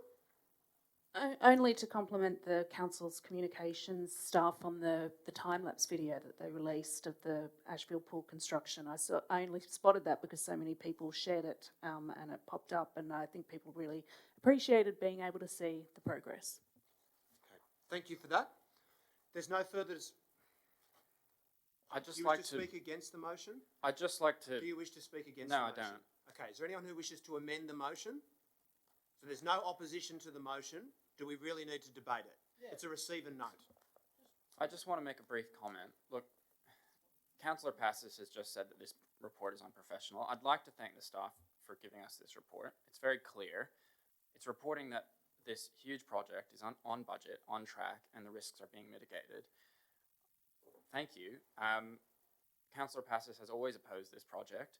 Now she's opposing this report, which shows that it's on track. I would ask her to apologise, but I suppose that she wouldn't. But thank you to the staff and keep up the good work. Excuse me, I was elected to ask these questions, and I have had residents that have looked at the report. Point of order. This is out of order. I have had residents that have looked at the report and said, do you call this a report Call the meeting to order. on such a major project? I'll call the meeting to order. This is why I suggested not needing to debate it further. Councillor De Cruz has the floor. Yeah, look, I had a little difficulty in reading the report only because it was very blurry. Is it due for completion on the 30th of June or the 30th of August? I'll put that question to the officers. Through the chair, practical completion at the moment is early August. Thank you for that. Okay. And the other issue, noting that Councillor Macquarie has raised the issue of shade at the Marrickville Library, has any consideration been given or review of shade facilities at the pool? Because it's just getting hotter and hotter, and I think that's going to be a major issue, and whether we can actually do a shade audit at the pool. I'll put that question to the officers. Through the chair, councillors, the scope of the project hasn't changed since council endorsed it. Thank you for that. Councillor Stamos. Mr Mayor, a question through you to the CEO. Yeah. I just want to clarify an inconsistency in the total there. I believe that the project is $45, $46 million, but the totals here are showing 38 million. Just wondered whether you can clarify what that total is and how it reflects with what we've got in front of us. Thank you. I'll put that question to the officers. Through the chair, councillors, that's because there's previous year expenditure that hasn't been included in that table. Thank you for that. Councillor Stamos. So the total value of the project is? Remains at that endorsed value of around $44.5 million. Yes, thank you. Okay, there's no further discussion. I'll put the Drury-Lockie recommendation. All those in favour? Against? Councillor Passis against. That has been carried. Next item, budget savings tracking summary. May I move the report be noted? Yes. Councillor Drury has moved adoption of the recommendation. Is there a seconder for that? Seconded by Councillor Lockie. Is there any discussion? Anyone opposed to the motion? I've got a question. Of course. Excuse me. Sorry, Councillor Drury, I didn't realise that you were planning on speaking. Over to you. I would like to thank the CEO, the financial staff for the work that is being done to achieve the savings that we need to achieve. I think next week we'll be having a look at our financial report for last year, and that will highlight the need for us to continue to make these savings. We are on track, according to this report, remarkably consistently on track to achieve those savings, and I look forward to that continuing. Okay, thank you for that. Further discussion? Councillor De Cruz. Yeah, my question was in relation to, I've asked the question about the trees and parks, and I guess I'm disappointed that perhaps the savings could not have been allocated to operational work to improve the maintenance of parks and streets and gardens. But my next question is about the development registry services Can you explain what that savings actually means? I'll put that question to the officers. Through the Chair, Councillors, that $1.3 million in savings allocated to development and regulatory services is, as it's indicated, an increase in projection of revenue to do with development application, and also councillors would recall the endorsement of a compliance and enforcement levy, and that's also as part of that total. Okay, thank you for that. Councillor De Cruz? I guess the other question I've had is we've had recent inquiries in regard to delay in advice on contributions or whatever it is, the money associated with applying for a DA. Can you elaborate on whether that's due to cuts in staff or resourcing, or what the problems are in delays like that, or is that common? Put that question to the officers. I'm sorry, Councillor, I'm confused as to your question. I'll ask Councillor De Cruz to clarify her question. A resident has approached us saying I'm not quite sure of the process myself, but they've put in an application and they haven't been advised of what the fee is associated with that application over a prolonged period. And so, in effect, they haven't been able to lodge the application. Sorry, Councillor, that's being investigated. It's got nothing to do with staff cuts. Okay. Thank you. Councillor Stamoulis. Thank you, Mr. Mayor. I probably have the best question of the evening. Oh. And that is, I noticed a high bar. I noticed with the CEO's office that we have a 33% savings achieved so far, but all of that savings, and I pose this question to the CEO, is $100,000 realised savings from grant funding. How is that possible? Thank you. Put that question to the Chief Executive or to the officers. Sorry, Councillor, are you reading a different line to what I have? I have an efficiency in materials and contracts.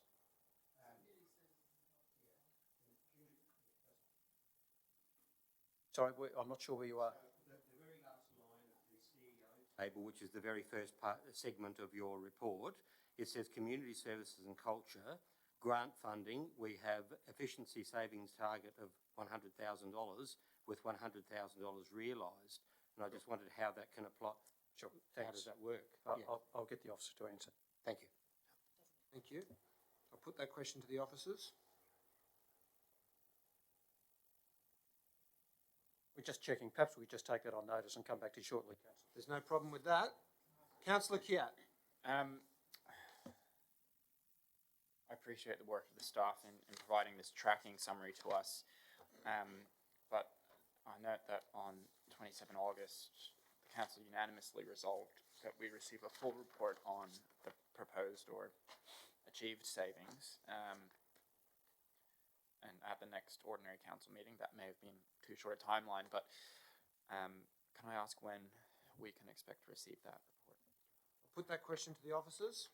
Councillor, that's why I've asked the Chief Financial Officer to come along tonight to respond to any questions. If you want it in writing, we can do it in writing. Yes, to clarify. Sorry, that was a misunderstanding on my part.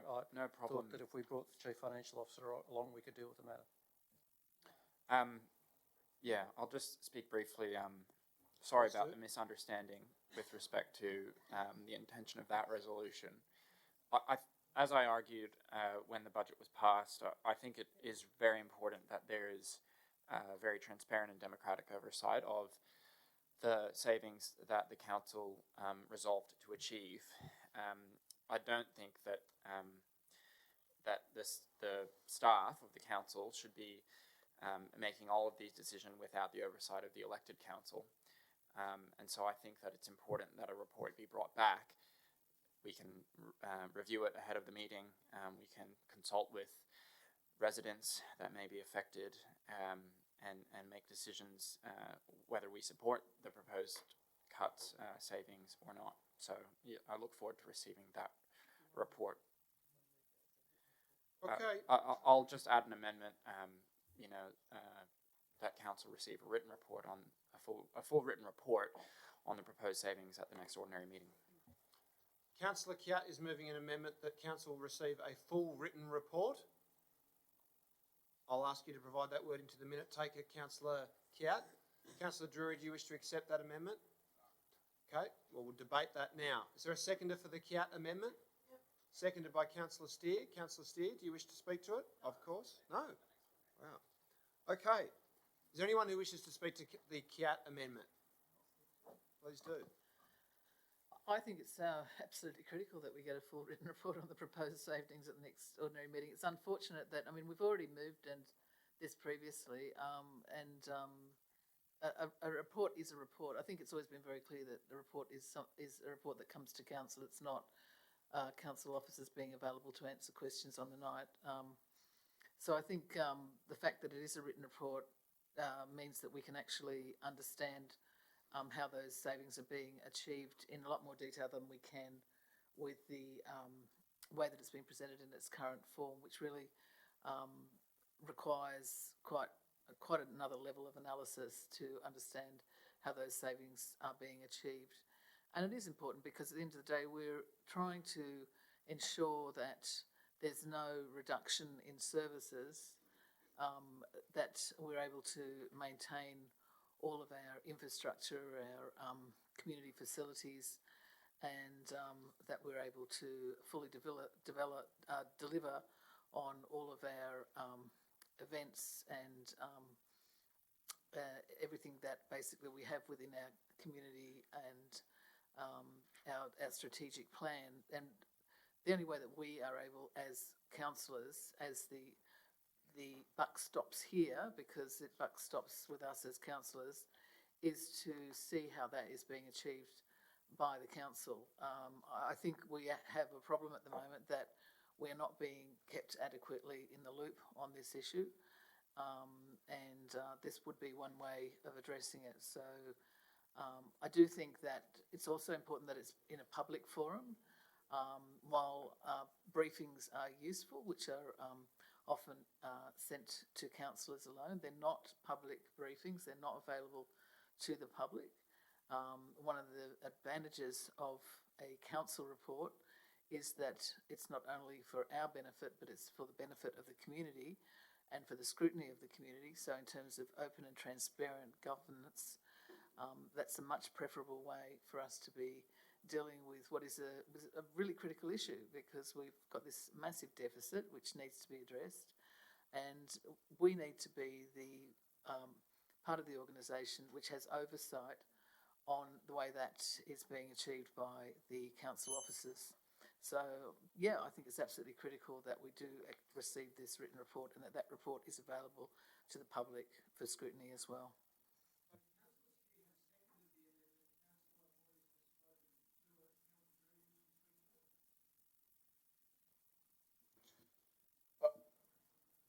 My opposition to this goes to the question as to what the role of a councillor is.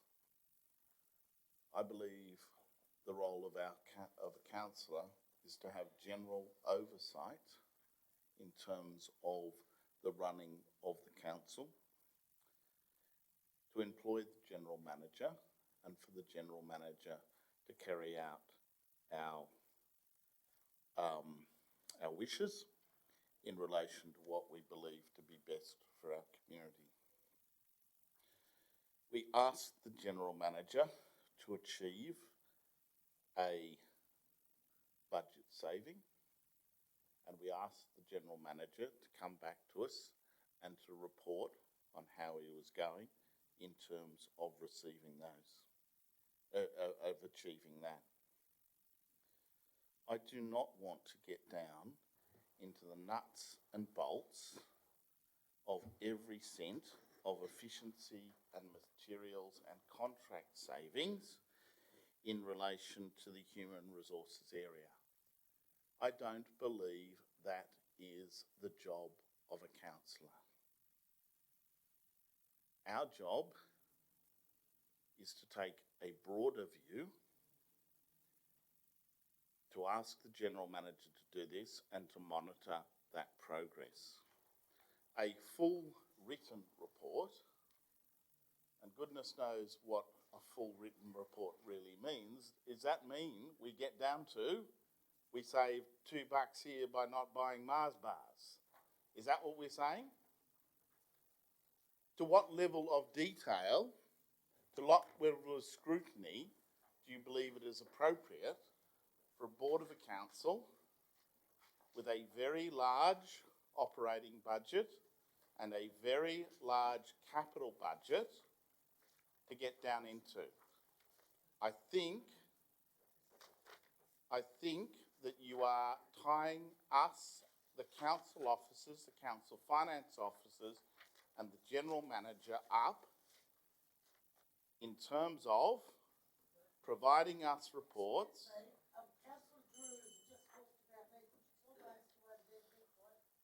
Thank you, Councillor Passes. Councillor Passes has moved a point of order.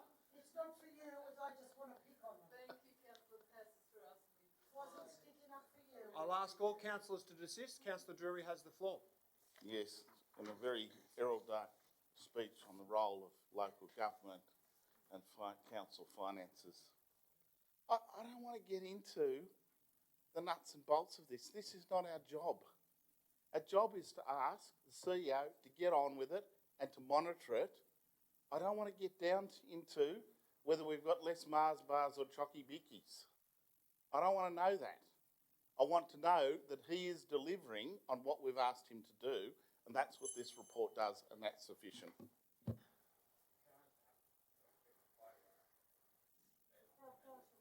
Well, I'll need to see whether there's further speakers. There generally is over there. Councillor De Cruz, there you go. I think the point of the report is to note the impacts of these cuts. And we've actually had a protest from the community. One is concerns about the maintenance of our streets, parks and, our roads, parks and streetscapes or whatever, but anyway, the gardens. Further on, we've got an issue with the aquatic centre, with the bookings, that's not working either.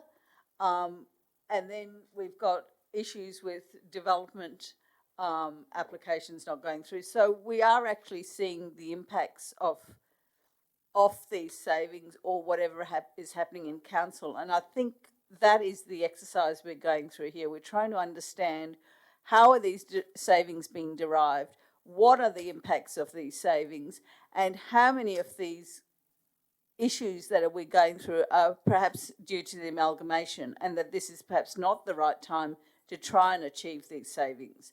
So I think we do have a responsibility as the overarching councillors on this council to look at what is happening in the council and to ensure that our services are being delivered, or if they are being cut, that we actually are aware of that and have made that informed decision. For example, that $100,000 that was taken off the grants, I'm surprised that you are not aware of that answer, because that was actually given last week by the officer. That was basically $100,000 cut off the grants that were given. Now, did we make that formal decision to cut the budget to the grants? I'm sorry, if you concluded your remarks. I'll put that final question, which came at the conclusion of the remarks, to the officers. We'll provide detail in the written report that the councillors requested. Okay, thank you for that. Now, councillors, I just wanted to make you aware of a pattern that's occurring here. Since I've been more diligent about insisting that we debate amendments as they are moved, as is required under the Code of Meeting Practice, what's happening is we're actually debating each item that ends up having an amendment at least twice. So everyone's having a second go. It doesn't actually change the voting outcome at all. I know it can be satisfying, but it will result in a much slower meeting, and there are still people waiting in the gallery. So I'll ask everyone to be cognizant of that. Councillor Passes. The savings is not causing the outcome of the lack of maintenance. The lack of maintenance is we have staff in the wrong departments. We've got overinflated staff in departments that we shouldn't have, and where we need the staff, we don't have them. It's got nothing to do with savings. You walk around Ashfield and you've got stickers everywhere promoting Edge. In my motion tonight wants to know about Edge. We've got 24/7 edge out there, being advertised on the emails, in the paper, everywhere. I would rather the stickers taken off the footpath and walls and the street swept and the rubbish picked up. I don't want, and all we're doing is having events and parties. We're a real happy-go-lucky council. All we do is parties, party on. Let's give money to this pub, let's give money to that place. Let's help the musicians. It's not savings. We can make more savings and still have a number one municipality. But it's the stupid motions that are put up at this council and the support for things that have nothing to do with this council, or the ratepayers do not want their money spent on those things. It's the political decisions. Okay. Councillors, further discussion, further debate on the amendment. We've had two speakers for and against the Kiat-Steer amendment. I don't believe there are any persuadable votes in the room. So if there's no further discussion, I'll go to Councillor Kiat, who would like to make a further contribution to this item. Councillor Brown, I'm sorry you think that my speeches don't sway any votes. You might be right, I don't know. I can count. Oh, yeah, there you go. Further in your camp than ever. I do really respect the views of Councillor Dre with respect to the governance of this council, and generally that we should not get into the rats and mites or the nuts and bolts, as he often says, or this time the chalky bickies. I think that he's created a straw man, though, because we're actually talking about $10 million of savings. So, and no disrespect to Councillor Dre, but I don't know if you really mean that this is not a huge strategic decision of council. In fact, it's probably the biggest decision that we've made in this budget cycle. $2 million in trees, parks and streetscapes with a one-line comment, process improvements. I don't think we're going into the nuts and bolts to ask for more information on that, and I do trust that the CEO will provide a strategic high-level report that allows us to identify the costs, risks, the benefits, the opportunities that arise out of these savings. But also, talkie bickies can be important. I note that there's $239,000 of savings in children and family services. Now, if they relate to efficiencies in materials and contracts, that could be talkie bickies for under fives, and that would be an important decision that we might want to reject. So I look forward to receiving this report, and I think that, thank you, Mr. Jackson, for attending tonight. I have to say, I think I just want to report on all of these items, and I would also appreciate the opportunity to further discuss them with you and the CEO. Okay, thank you for that. I'll now put the Kiat-Steer amendment. All those in favour, please raise your hands. 1, 2, 3, 4, 5, 6. All those against? 1, 2, 3, 4, 5. That has been carried. We'll go back to the primary motion. Is there anyone who wishes to further amend the primary motion? If not, I'll go to Councillor Drury for his right of reply. I'll put the motion. All those in favour? Against? Declare that carried unanimously. Next item, investment report. As at 30 September 2019, Councillor Drury. Mayor, may I move this report and note once again with some pleasure that we are continuing to get a return which is above the bank bill index benchmark, which may not seem a lot, but in the current climate is in fact quite a good result.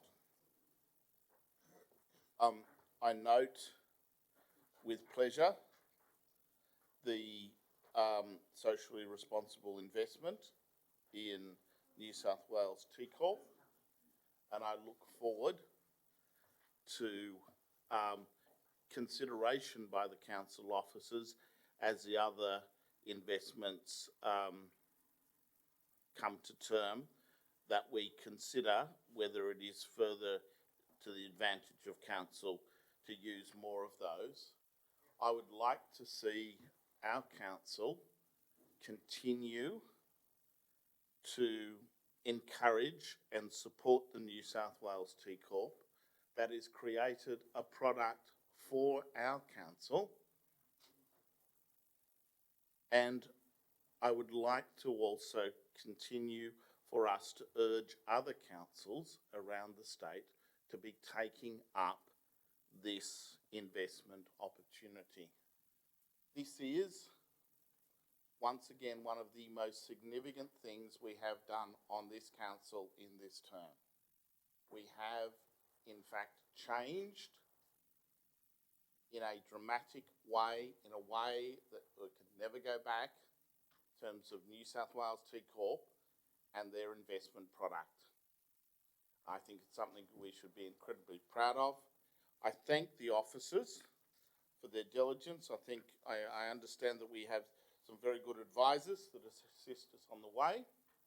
I thank the officers for the work they do in terms of managing a very substantial portfolio on behalf of our community.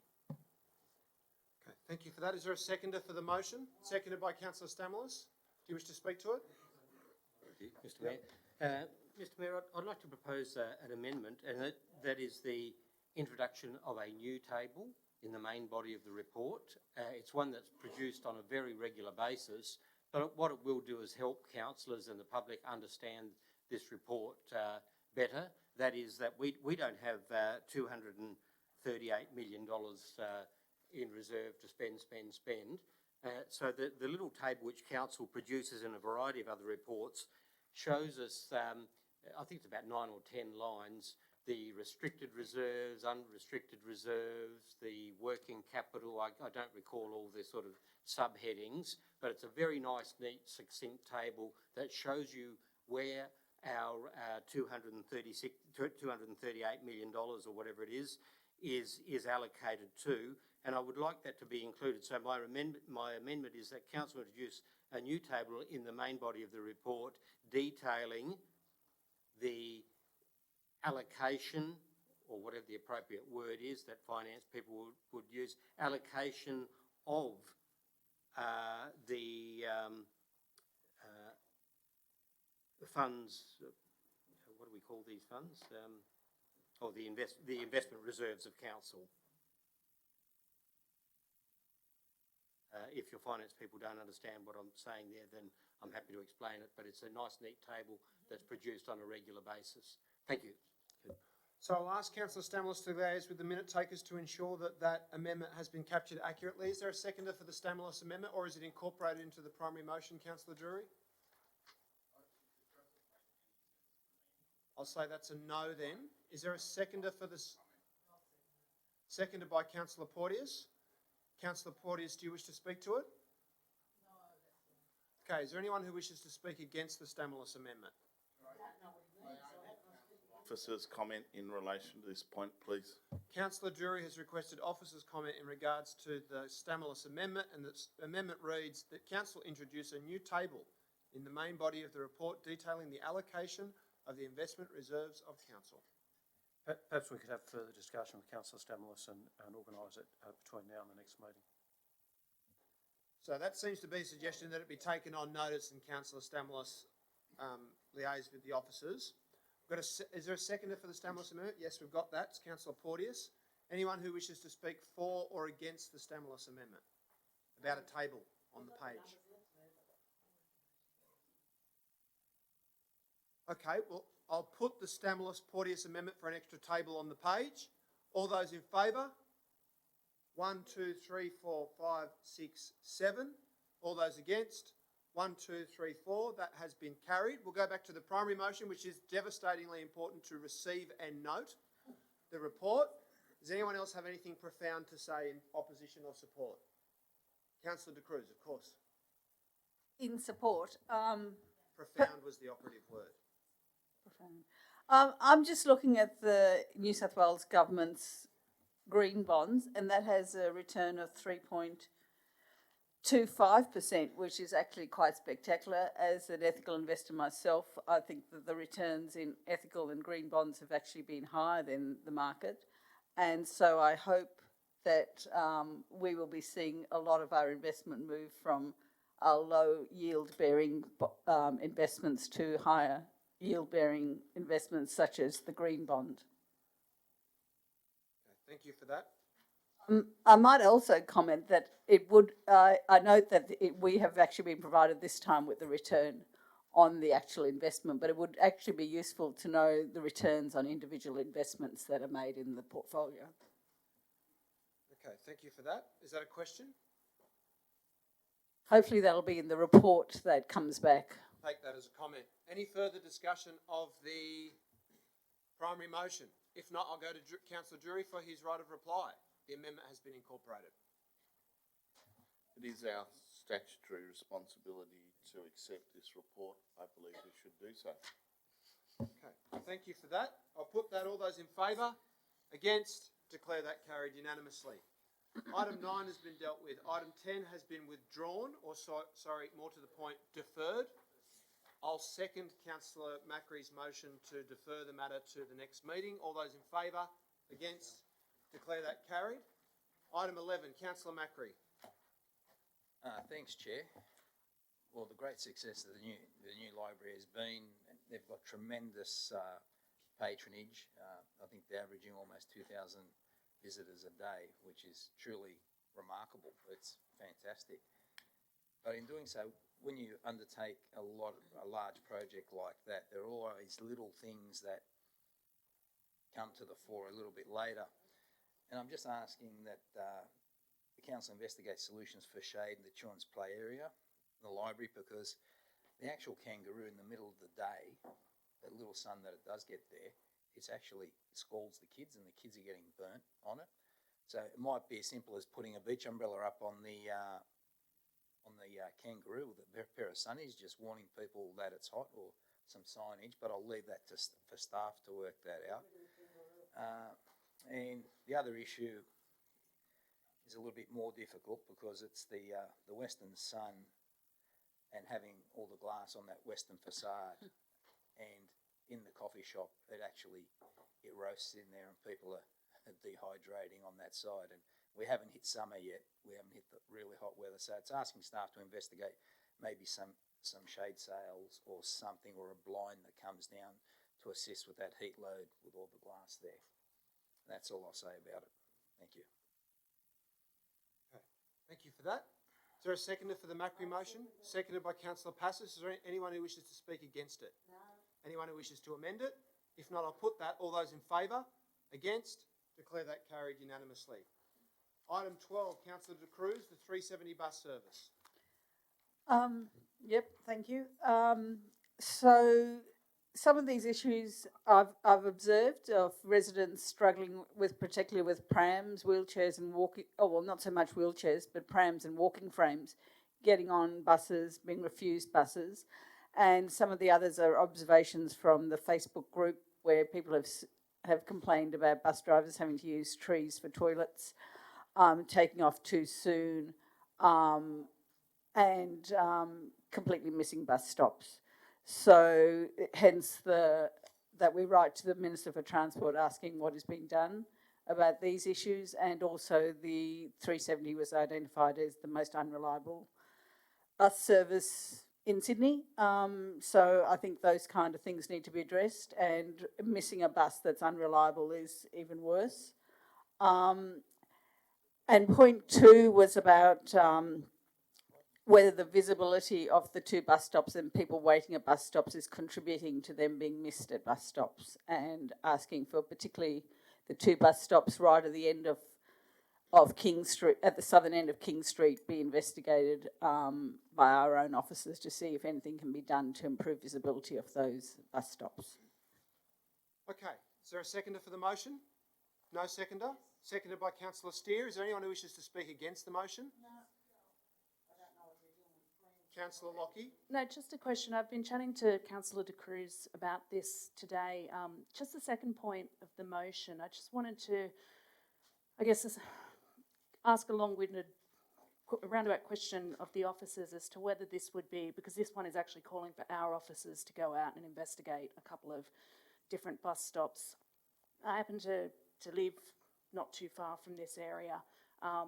So I know these bus stops relatively well. During the day, I mean, these 2 in particular, I think, are mostly just plain signposts. I don't think there's seating, although at these particular ones, but they're kind of near corners and so forth, so I can see why they're not. They are quite well lit, even at night, there are lamps just above them, and as well as street lights. And the one at 615 King is right near the massively well-lit intersection of Princess Highway and Sydney Park Road, and just above the train station. So I guess my roundabout question is this going to be an impost on council to support number 2? Because I don't know what we would actually come back with in terms of how to improve visibility that would actually fall under our remit anyway. I'll put that question to the officers.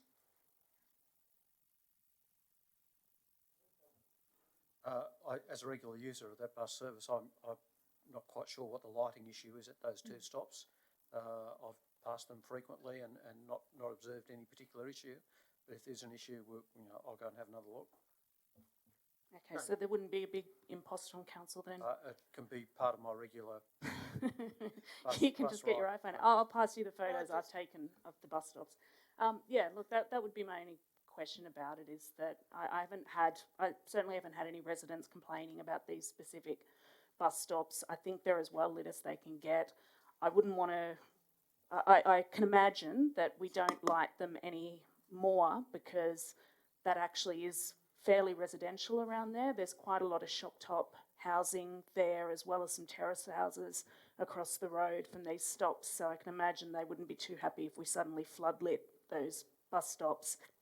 And really the only other measures I can imagine would happen would actually fall under Transport for New South Wales if they were to put further infrastructure at those bus stops. And again, because this is a heavily pedestrianised area, I don't know that they would actually be helpful or if they would be an obstruction. Okay, Councillor Passos. Yes, I wondered if our officers could find out if these issues have been brought up to the state transit by residents.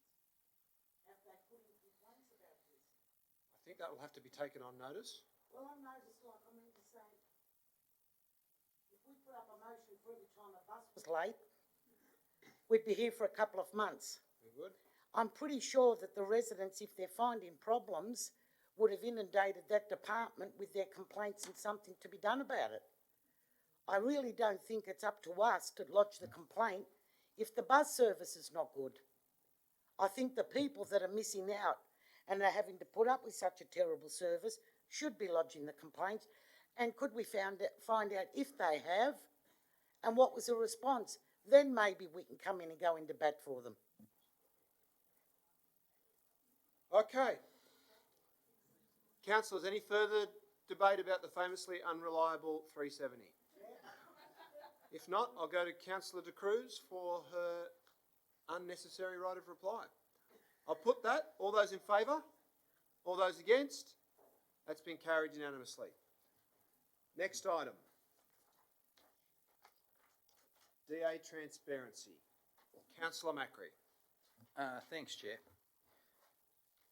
The reason I brought this up is basically because a resident contacted me about difficulties he was having with an application he had, and he was unclear about why he was hitting these obstacles, and he wanted me to reference the approval given to the property next door to him. So I said, look, I don't know, because we're involved in DAs anymore. So I actually went online to try and have a look at the report and see the rationale for the approval of the report. But there was no report. There's nothing there.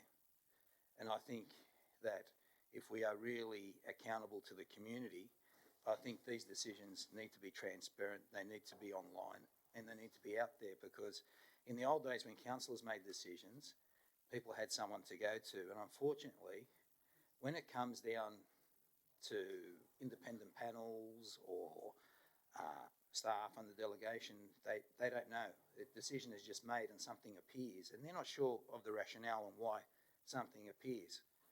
So I might just amend it to say that council puts online reports and referrals relating to the approval. So the full rationale is there, and I believe that's done in a lot of other councils.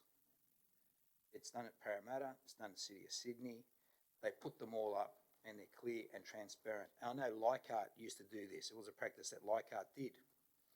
So I'm just asking for Marrickville and Ashfield DAs to go up for the particular concerns that I encountered for this gentleman, and I'm hoping that brings confidence back into the planning system, because we have to make sure there's eyes on the system, because we want consistency in decision making.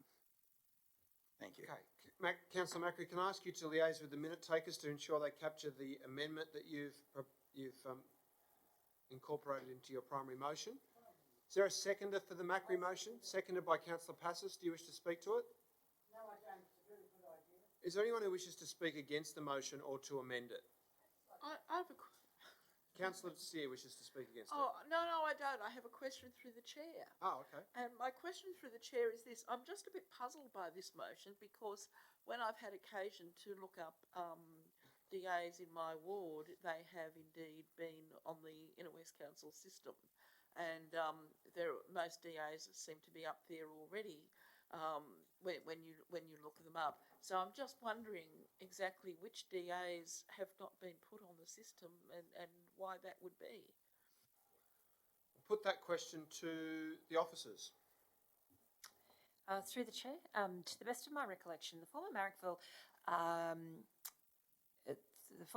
LGA, those applications that are sitting in that area contain base level information that was provided at DA lodgement and includes certain steps in the process, but more importantly, the notice of determination sits there at completion of the process, but doesn't necessarily include the comprehensive development assessment report, the referrals from internal referral bodies, stop the clock letters or requests for information. That information isn't sitting there. Thank you. Thank you very much. That clears that. Thank you for that. If there's no further discussion, I go to Councillor Macri for his right of reply. Oh, of course, yep. Can I ask the the reports, referrals and determinations, is that already going to go online in the project that's currently underway as noted in the officers' comments? Put that question to the officers. That's the intention, yes. Okay. There's no further discussion. I'll go to Councillor Macri. Thanks, Chair. I don't think any more needs to be said. I think it's just being open and transparent, and we do have to be accountable to the community, and they should see how things and decisions are made. Thank you. Okay, thank you for that. I'll now put the motion. All those in favour? Against? Declare that carried unanimously. Item 14, notice of motion, ferry services for Balmain and Annandale. Now, in the interests of unity, whilst I have described my concerns about the entire situation in the background to the motion, I'm open to amending the recommendation to remove all implied or direct criticism of the member for Balmain, because I know that sort of thing's not welcome in this chamber, and he would never resort to criticising the council. But I do think we should all be united in wanting to see ferry services extended to Annandale and back to Balmain West Ferry Wharf.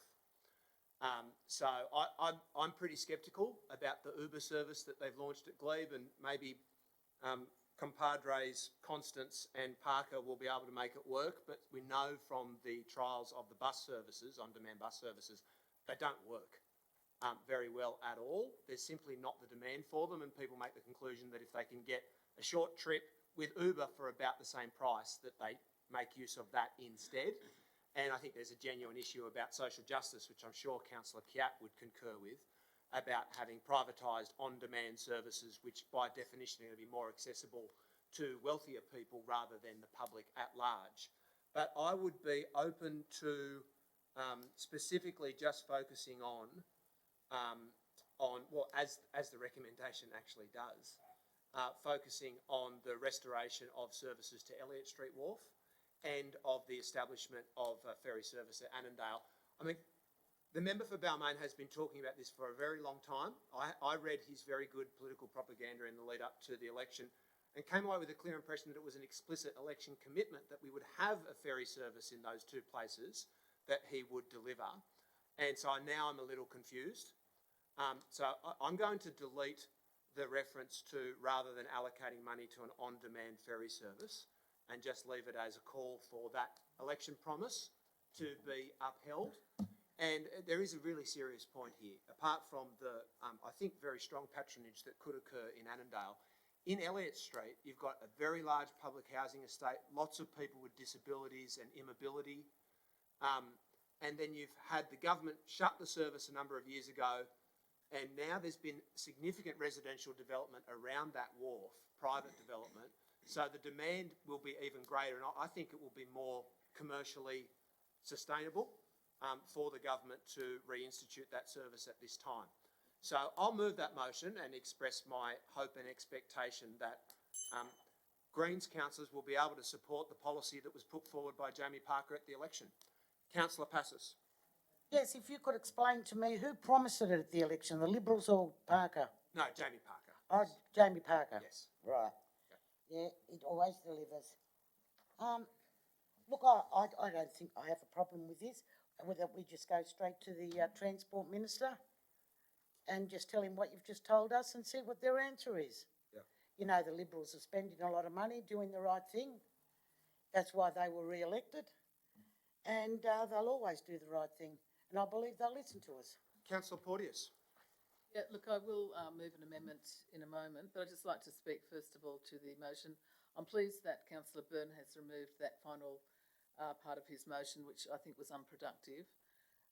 Just a few clarifications. First of all, the ferry service actually are charged at a flat rate. So if the trip is less than 9 kilometres, which is most of Sydney Harbour and certainly is also the Glebe route, there's just a flat rate of $7.60 as an adult single fare. And that's the same whether it's the on-demand ferries or other ferries. All of the ferries are run by the same company, which is Transdev. They are running all of the ferries now in Sydney Harbour. This obviously is an initiative of the coalition government. However, it's probably fair to say that previous Labor governments have been just as enthusiastic as the current coalition government in terms of seeking to privatise ferry services. And certainly the previous Labor government also slashed the number of ferries quite considerably when there was very high demand. They have not been, like the previous Labor governments have not been friends of ferries. Having said that, you always want to move forward and you want to move forward positively. So while neither Labor nor Liberal have been friends of the ferries particularly, I think where we can applaud some development which is positive, we should do so. I think it's essential that we do get the return of ferries to the Elliott Street Wharf. There's a very big public housing down there. It does need the access to the ferry service, and I think the ferry service in Annandale is very important as well. In terms of the amendment I would like to move, I have provided the wording to the minute taker. The really critical part of that is that they need to be public transport, it needs to be permanent, it needs to be Opal compatible, and it needs to be more affordable. And we obviously need to be extending the services wherever we can. So my amendment is include in this communication that the council expresses support for the trial of an additional on-demand ferry service for Balmain, noting as at Sunday the 20th of October there have been 600 trips. So it is actually quite successful. And reiterate its position that all public transport, including on-demand public transport, should be public operated and Opal compatible.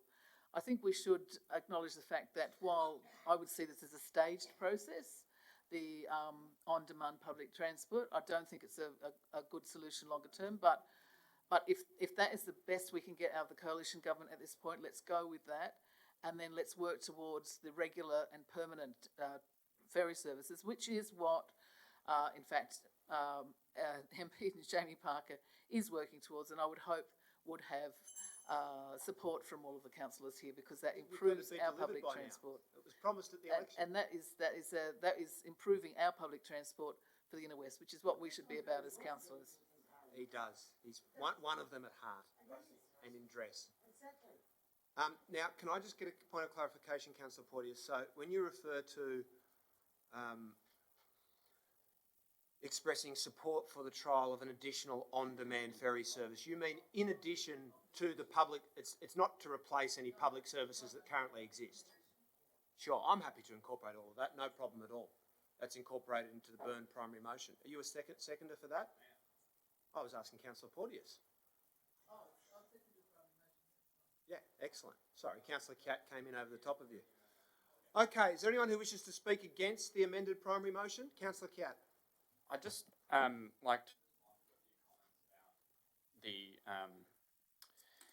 additional on-demand ferry service, or in fact, where it operates, it is the on-demand ferry service. I think we all made a lot of promises at the state election.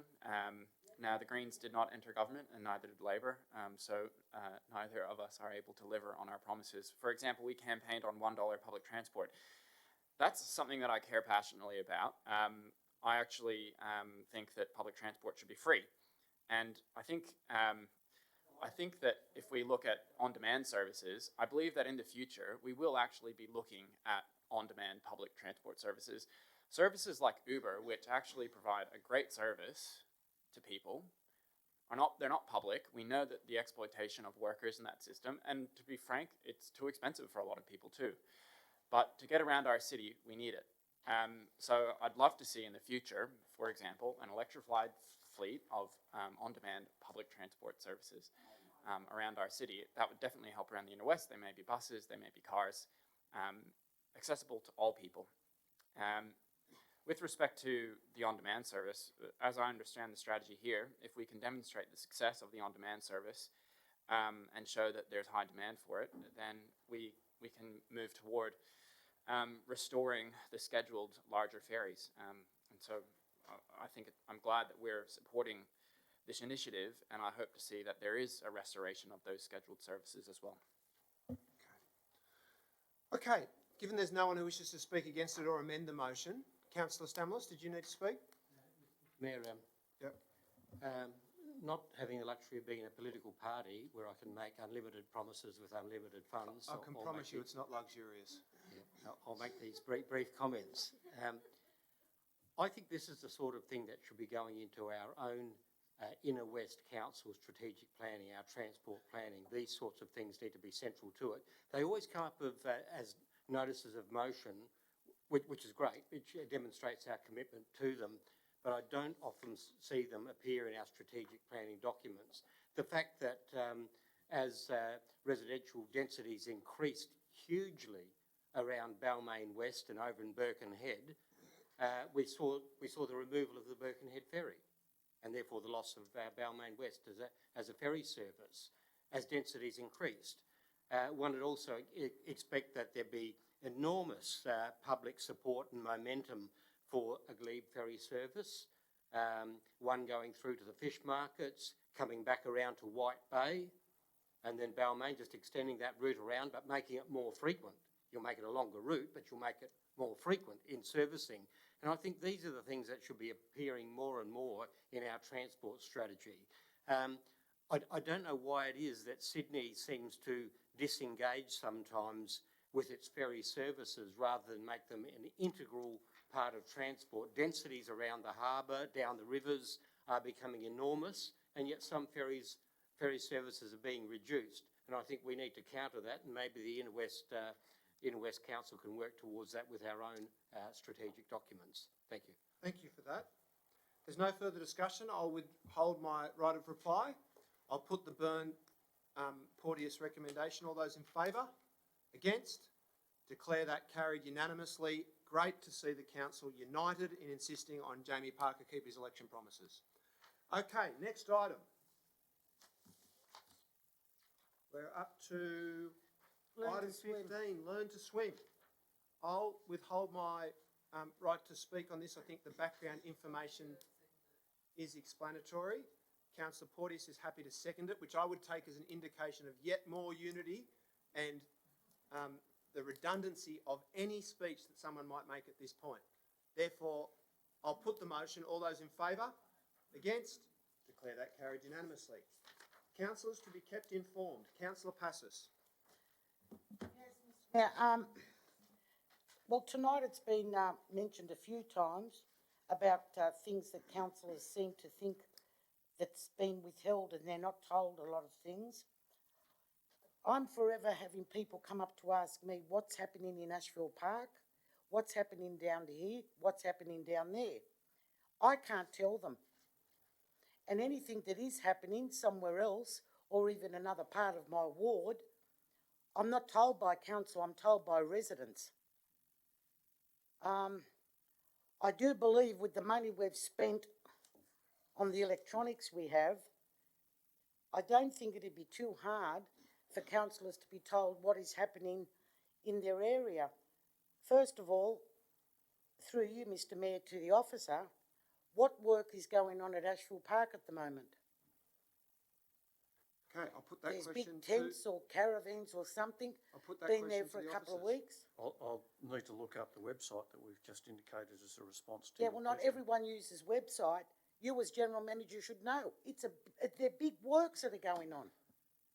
The Why don't we know? This is a heritage park. Hold on, Councillor Passes. So No, well- I've suspended time, so are you asking questions through the chair or are you speaking? Now, I'm asking questions, and to say I'll look up the website, I don't use the website. Point of And a lot order, can we clarify whether we're dealing with a question? I don't want continual haranguement of the staff. Oh, just excuse me. Excuse me. Okay, I'll call the meeting to order. Haranguement of staff. When I'll I call want the meeting to to order. I'll call the meeting to order.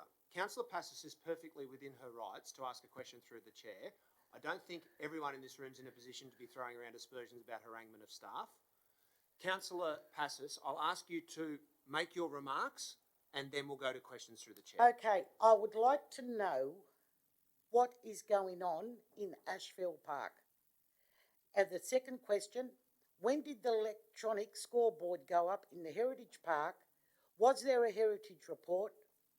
Did it come to council, whether it was this or the last council? Because it's lit up at night when nobody's there. Heritage Park, and when anybody wanted to change their window across the road, they were told they weren't allowed to because they were opposite a Heritage Park, yet we have a modern electronic scoreboard up. So, what building works are going on or whatever, and when did the electronic board go up, and how much did it cost? Okay, I'll put those questions to the officers. Perhaps just give me a moment, I'll have an answer to that question in a moment. Okay, taken on notice temporarily, that's perfectly reasonable. Councillors, is there a seconder for the motion? I'm certainly happy to second it. Councillor Stamoulis will second it. Do you wish to speak to it? Okay, I wish to speak to it very briefly. I share the general tenor of Councillor Passis's concerns, and I want to make some constructive suggestions about amendments to the motion. Firstly, we were receiving a councillor update, which Councillor Stamoulis initiated when we were on Leichhardt Council together, and which I always found to be quite useful, and which he re-established through a resolution of this council, and which we were receiving up until some period ago, and it stopped being distributed. And I think that was actually quite helpful. It had a breakdown of each ward, and not just infrastructure projects, but other goings-on that residents were likely to ask us about, so that we were all fully informed about what was happening in each part of the council area. So I will provide wording to the minute taker, but would like to propose that that be re-established. And I then would also further like to raise in the same motion and propose to Councillor Passis that we incorporate something about establishing a summary of resolutions of the council, which I know at Leichhardt Council previously was printed with each business papers, and that can get a bit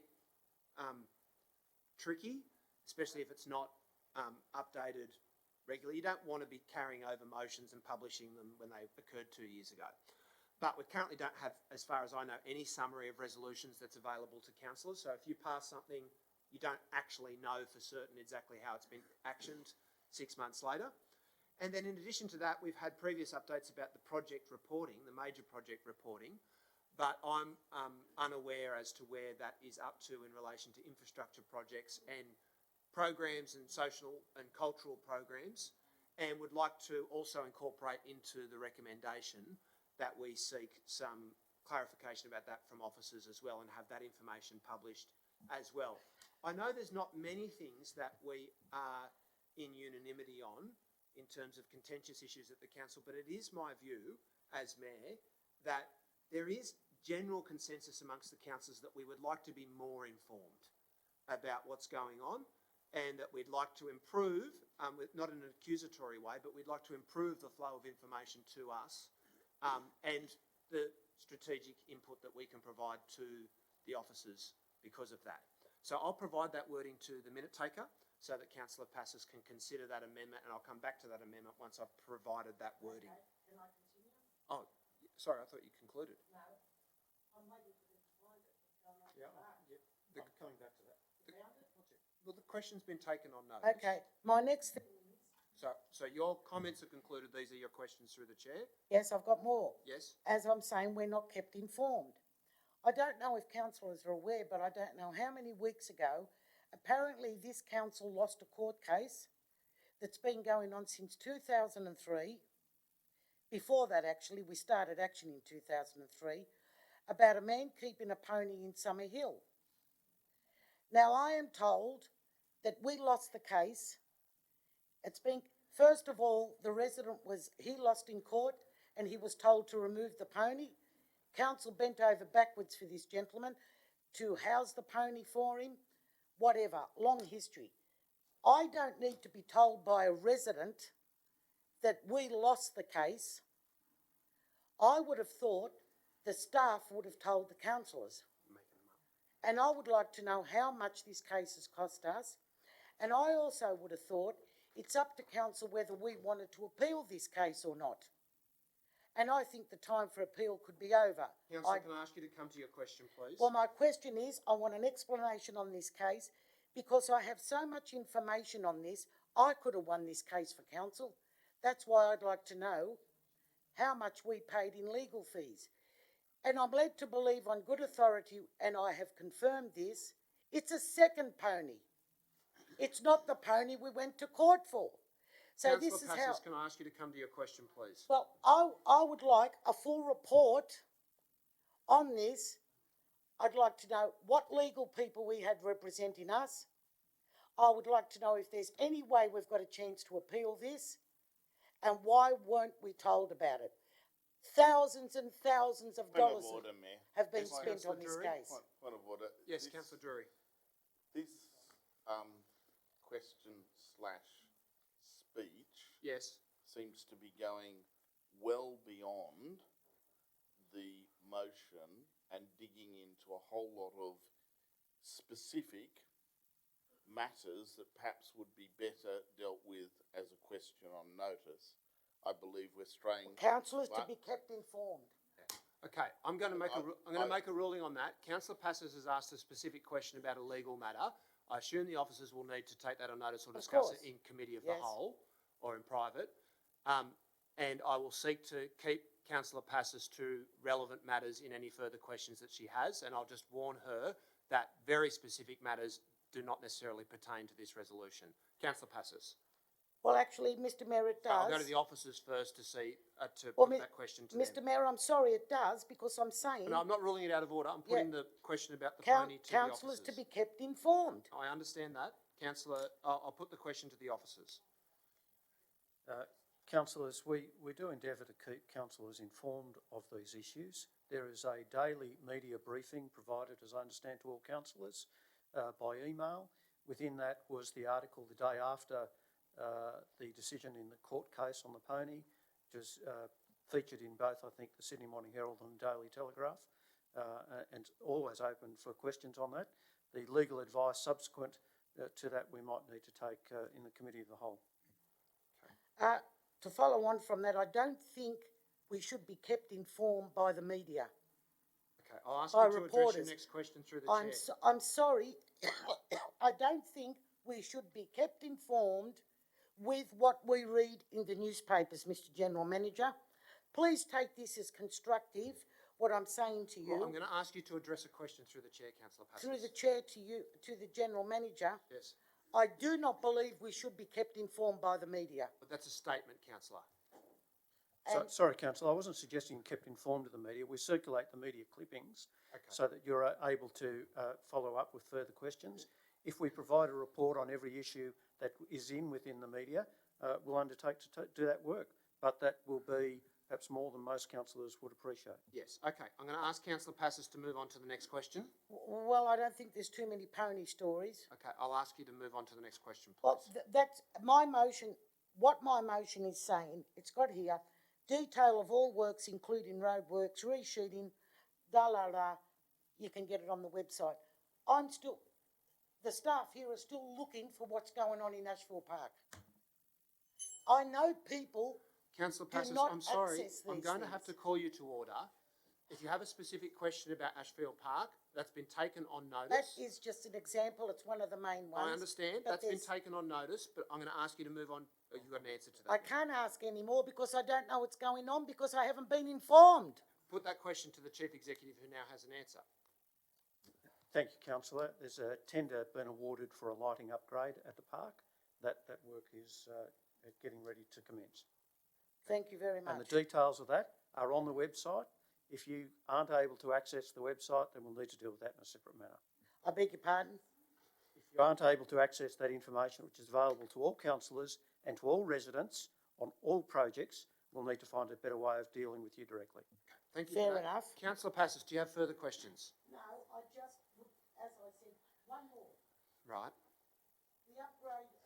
The upgrade opposite Ashfield Station that was resolved at the last old council, I've been asking questions about that. We were supposed to have an upgrade of Fox's Lane. Now I'm told the upgrade is finished. We've got no more about it. And I've got something here. And I'm wondering why again that we are not told what's going on. Now, Point of order. Yes. Notwithstanding that I'm sure Councillor Passos has This some very was the valid upgrade. questions, this is not This was- relevant no, to no, the matter no, that we're we not are kept discussing. informed. These are very specific. yeah, I'm I'm specific. just going to We're deal not- with Councillor Lockie's. Fox's Lane, we are not informed. I'm going to deal with That Councillor. was going to be Fox's I'm Lane, going to deal the with upgrade. Councillor Lockie's Where point is of it? order. Where is it? Can Have I we deal been with Councillor told what's Lockie's point of happened? order, please, Councillor Passos? I'm going to rule that that is not relevant to the motion. I think you've made your point. We are not yet being kept informed. Somebody told me in You've passing. certainly made that point. Now, I can either adjourn the meeting or I can go to a question that you might have that is more relevant to the motion. My question is, has that been deferred? That's my question. Has it been deferred? Councillor Passos' last question, apparently. Yes. Has that matter been deferred? I'll put that to the officers. Through the chair, so we have completed works in Brown Street and the Esplanade, as you'd be aware. Yep. Fox's Lane, we've been waiting on some developments to complete so that we could commence those works, and they'll be due to commence in next year, calendar year, 2020. The developments are completed. Yes, that's correct. Yeah, so why isn't the upgrade going ahead? So we've been doing the detailed design and construction's planned to commence in early 2020. Okay. Is there anyone who wishes to speak against the motion? I haven't had a chance to finish drafting my amendment because I've been too busy chairing. Is there anyone who wishes to further amend the motion or to speak against it? Okay. Yep, please do. I dug out that email today, which we used to receive from the previous general manager, and it was very informative to alert councillors to all the different actions that were going on, the activities that were going on. I agree with Councillor Passos that finding out in the media about what's happening in the Inner West Council is probably not appropriate is not appropriate for councillors, and I believe that was your amendment was to reinstigate that email. And I'd also like to clarify that it is as an email, not as a Word document buried in a briefing email. Yeah, that's what's stated in the wording of... Councillor Drury. Okay, we seem to have the Councillor Passos and Councillor Porteous let's get all information about everything coming to council meeting this evening. I think that there is a certain, I'm quite serious, there's a certain level of detail that we, as councillors, should be dealing with. I think delving into and having resolutions which ask about all projects that are occurring is just mind-numbingly stupid. Just as drilling into the nuts and bolts of every cent of the savings that we have asked the General Manager to get for us is equally as mind-numbingly stupid. We are here to oversight a very large budget for our community, not get down into the rats and the mice and the chocolate biscuits of what council does. We employ the General Manager and the staff to do this. Please, let's not continue on this route. Okay, if there's no further discussion, I go to Councillor Passos for her right of reply. I'll note that my amendment has now been placed on the screen. Councillor Passos, so I forgot to Well, ask you to address I'm that afraid first. to say that if the questions I'm asking are stupid, maybe it's because, Councillor Jury, I don't have access to information like you do. I don't sit upstairs at the council office with my computer at Leichhardt. I don't get the information that you get. I don't belong to the inner circle. That's why I'm asking questions about chocolate biscuits. Because I'm not one of the in crowd. You're forever at Leichhardt getting all the information you need. Mister? It's called being diligent. No, it's called hanging around the council office and getting the information you want. Passos, I'll ask you Excuse to me, address the so chair. you call the residents whingers in the street? I'll adjourn the meeting for a period of 2 minutes. Hope you documentally called them whingers in...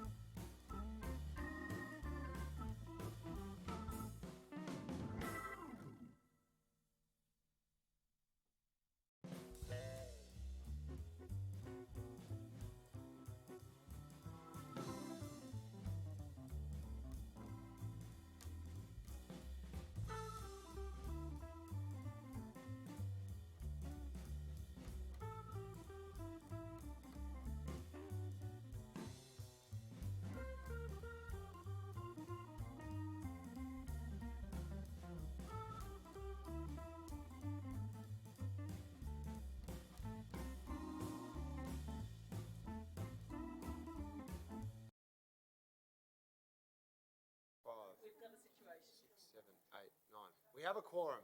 Councillor Passos, I believe, indicated her agreement to incorporating the amendment, but nonetheless, I will move it just for clarification, given she's not in the room. So that's seconded by Councillor De Cruz. The Byrne De Cruz amendment, I'll put that. All those in favour? Against? Declare that carried. That's incorporated into the primary motion. I'll put the primary motion, the Passos-Stamoulis recommendation. All those in favour? Against? Declare that carried unanimously. All of the rest of the items up until the urgency motions are motions from Councillor Passos in relation to edge costs, stray cats. Here she is. Councillor Passos, we've passed your motion. Which one? The one we were just debating? Edge? No. Keeping councillors informed. We're now up to edge. Yes, Mr Mayor. You have the floor. I was just reading a few more posters downstairs all over from Edge and all stickers all over the footpaths. As the motion says,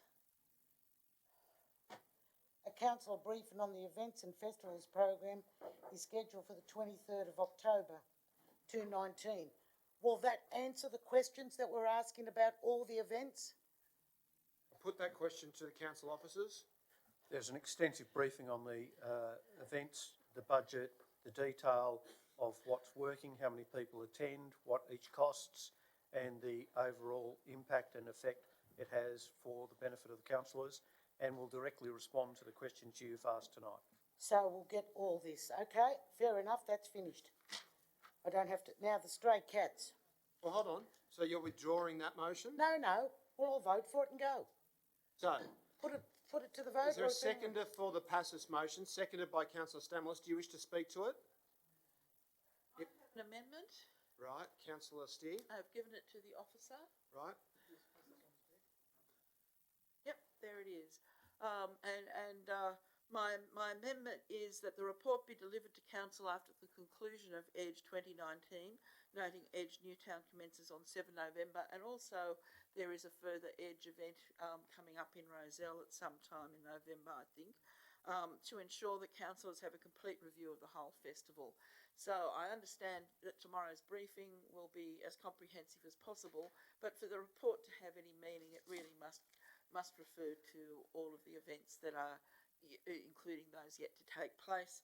So that's why I propose this amendment. All right, I have to ask a question. How long is Edge going on? Hold on, just one moment. So we've got an amendment from Councillor Steer that the report be delivered to council after the conclusion of Edge 2019 to ensure that councillors have a complete review of the whole festival. Is there a seconder for that? Seconded by Councillor Lockie. I'll accept that. That's incorporated into the primary motion. Is there anyone who wishes to further amend the primary motion or to speak against it? If not, I'll go to Councillor Passos for her right of reply. I'll accept that amendment because we have to get the full costs. So that's all I have to say on that. I'm trying to write this resolution for the urgency resolution. It's okay, so I'll put that. All those in favour? Against? Declare that carried. Next item, item 18, stray cats. Yep, that's it. Resolution netball. How much more do you want? My God. Councillor Passos, stray cats. Are you going to speak to the stray cats motion? Yes, I am. Yep. I'll give you, it's in the motion. However, when I did ring the officer, I was told that we do not have a policy on cats. And I think about 2 weeks after I spoke to the officer, I received, I think all councillors received, the companion animals report, which was very good, very educational. But still, as the officer's comments here, it does not say what we do about stray cats. Now, I had the lady that runs the preschool behind the council here at the Baptist Church telephone me to tell me she called the council on 3 occasions and she was told that she had to find a way of getting rid of the cats herself. I contacted the general manager. The general manager told me that they did pick up a few cats at some stage, but the vet that was looking after it said she can no longer do it. If you have a look, I had somebody look up the cat, the government's policy on cats.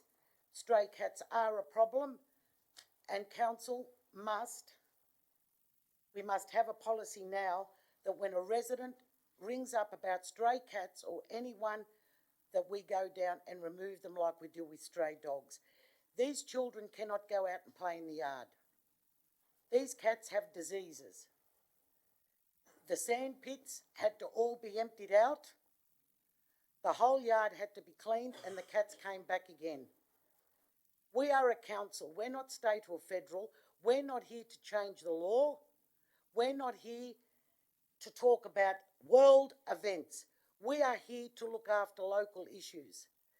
And if we can't pick up stray cats on behalf of our residents that don't have the expertise, they don't have the equipment, we have it to a certain extent where we pick up stray dogs. So I'm asking council to support this, that we introduce a policy as a matter of urgency, that we implement this and we advertise the fact if anyone has a problem with stray cats, we give them a number where they can contact the council to come and take care of it. Thank you for that, Councillor Passos. Is there a seconder for the motion? I wish to ask a question before considering that matter. I am interested in this because I do frequently have people raise the issue with me of stray cats and particularly their impact on the environment and on biodiversity. So I just am not entirely clear from the officer's comments what the current process is for dealing with stray cats. So Councillor Passos has referred to making it the same as that we deal with stray dogs. What are our actual responsibilities and rights under the law, and what is our current practice in relation to both? Thank you, Mr Mayor. The relevant piece of legislation is the Companion Animals Act, and it provides different rules or controls as between dogs and cats. Our powers as a council under the legislation are largely limited to nuisance cats, or where it is required, and I quote, for the protection of any person or animal other than vermin from injury or death.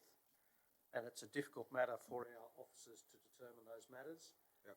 We do what we can, but we get complaints from, if we take someone's cat, there's a whole host of issues, and we're also trying to deal with the vets in the local area about how this is managed. So just one further question on that. So how were the resolution to be carried? Could it be implemented, or how would it be implemented? We must comply with the legislation, so that any policy would have to be consistent with the legislation, which doesn't give the answer that I think Councillor Passos is seeking. So, point of order then. Yes. If that's the case, if we couldn't actually implement the policy as written, then I would think that would actually be a motion that would have to be ruled out of order. Well, I'm going to clarify first. Is there a seconder for the motion? Okay. Councillor Macri is seconding the motion. So we've had advice from the Chief Executive that there's a very specific set of circumstances under the legislation which council can collect stray cats. Councillor Passos is proposing that there be a system for collecting stray cats, which would, by definition, be confined by that legislation. So it's not that it needs to be ruled out of order because it's illegal. It's that the law would be very limited in terms of what cats could be collected.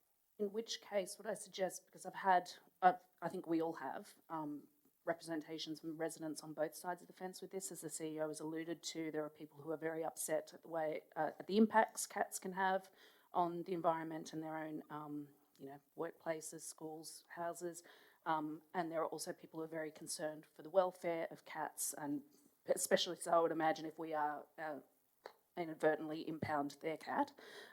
So if I can suggest that it's amended to just add the words to the end in line with council's obligations under the Companion Animals Act. Okay, Councillor Lockie is moving an amendment to incorporate the words as in line with council's responsibilities under the Companion Animals Act. Are you willing to incorporate that, Councillor Passos? Because, of course, we have to adhere to that. Well, can I make a suggestion that you agree to incorporating it on that basis? It's funny how these councils always know it's a problem, yet they never put anything up, but they amend everything. I'll incorporate it. Very magnanimous of you. Is there anyone who wishes to speak against the amended primary motion? If not, I'll go to Councillor Passos for her right of reply. There is no problem of somebody's much-loved cat being taken away and euthanized because they're microchipped. As the report said that we received, we've got about $35,000 cats, dogs, and about 29,000 cats that are microchipped. The council are aware of. These cats would be strays. I'm talking about strays, not somebody's much loved cat, which would not be hanging around a preschool for weeks. So it's a straightforward motion. It's a problem that needs to be addressed. Keep the politics out of it. It's not good for the children if the children can't play in the yard, for anyone's children. If a stray cat scratched them or whatever, you know, if you do your garden without gloves and cats have been in your garden, you can get very, very sick. It is a serious health problem. Don't play politics with it. And we should implement this as soon as we can. Instead of worrying about festivals and parties, let's address the important issues. Okay, thank you for that. I'll put the Passus Macri motion. All those in favour? Against? Declare that carried unanimously. Next item, Jesus is the reason for the season. Do you like Councillor Passus. Do you like it's good that? alliteration, yes? No, it's Well- not alliteration, just rhyme. The motion speaks for Poetry. itself. We've got residents here, especially the elderly, that in the past Ashfield Council always put on a Christmas luncheon. We have in the last 2 years, but it wasn't what they were used to. And we used to have the locals who we give the town Mervyn Fletcher Hall in Haberfield to use to come and sing Christmas carols. The first Christmas luncheon we put on, this is not against the staff are pretty young.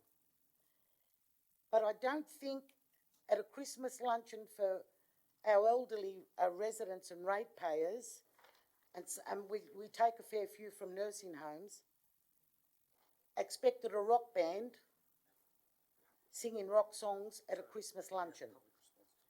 They really expected Christmas carols. So I only hope that council continues what it did in the past in Marrickville, Leichhardt and Ashfield. And I hope we should contact West. They've always been on board with us for this. And we invite I've raised this before, we invite our elderly ratepayers. We always take a certain number from nursing homes and also the ones independent living in their homes. Former council staff member who council are aware of has the list, knows who all these people are, what nursing homes. So I hope we really get onto it, and the staff could be told if they need any help from me, because I'm well up on this. I'm only too willing to help and give them advice on how to go about it. Thank you. Okay, is there a seconder for the motion? No, but I have an amendment. Right, is there a seconder for the motion? Seconded by Councillor Macri. Do you wish to speak to it? Councillor? Councillor Steer. Thank you. Jesus is not the only reason for this season, and I think it is actually fair that if we are recognising one religion, we should recognise all the religions within the Inner West local government. We have a number of Buddhist organisations, mosques, and a synagogue nearby, and I think that all of these should have some kind of recognition. I note that with the recent Edge Ashfield, the Lunar Festival was incorporated and referred to as part of that event, and that's the sort of thing I have in mind. So my proposal is that Council recognises the importance of all religious and cultural events, reflecting the diversity of Inner West local government area, and reports to councillors on how such diversity can be recognised in council events. I think that's, and I think that ensures that everybody feels that they're included, and as we intend when we're running our events.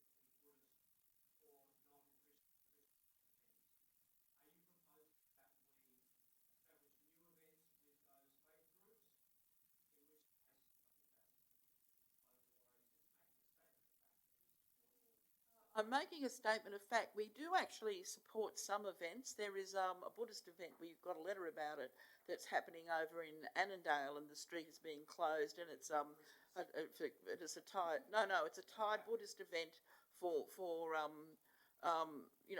their particular celebration. It coincides with Christmas, because a lot of these things coincide with Christmas because they're celebrating the solstice, but it's a quite separate event. So that is just one example that I know of.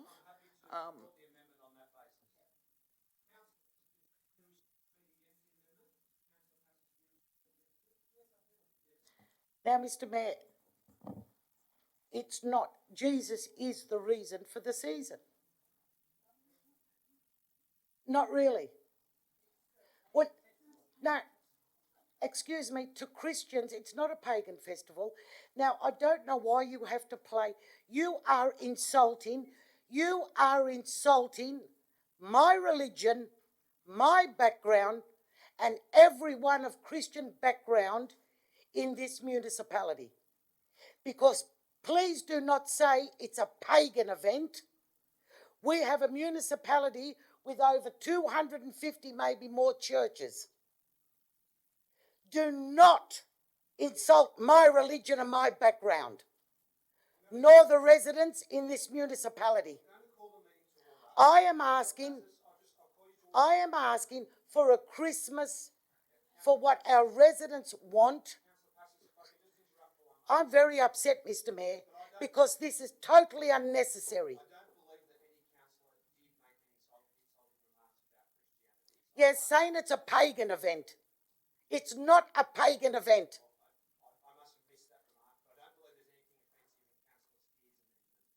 I never said about that, but do not say it's a pagan event. Mayor, may I move? No, Councillor, sorry, unless you're moving a point of order, Councillor Ferry. No, it wasn't. Councillor Passos has the floor. She's speaking against the steer amendment.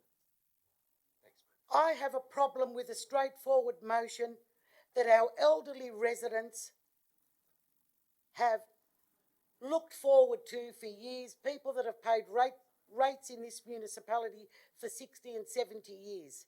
And may I assure you, I have a very large family, a lot of elderly aunts.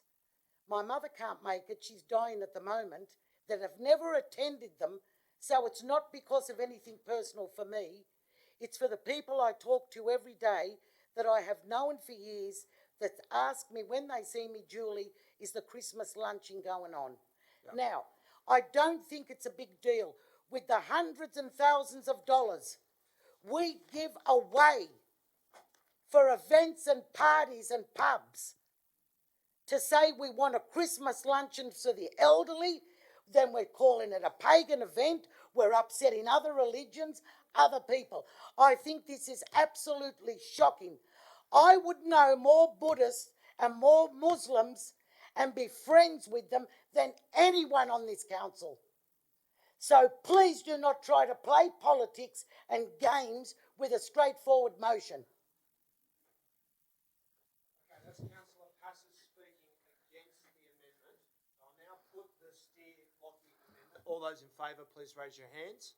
1, 2. That's exactly what I said.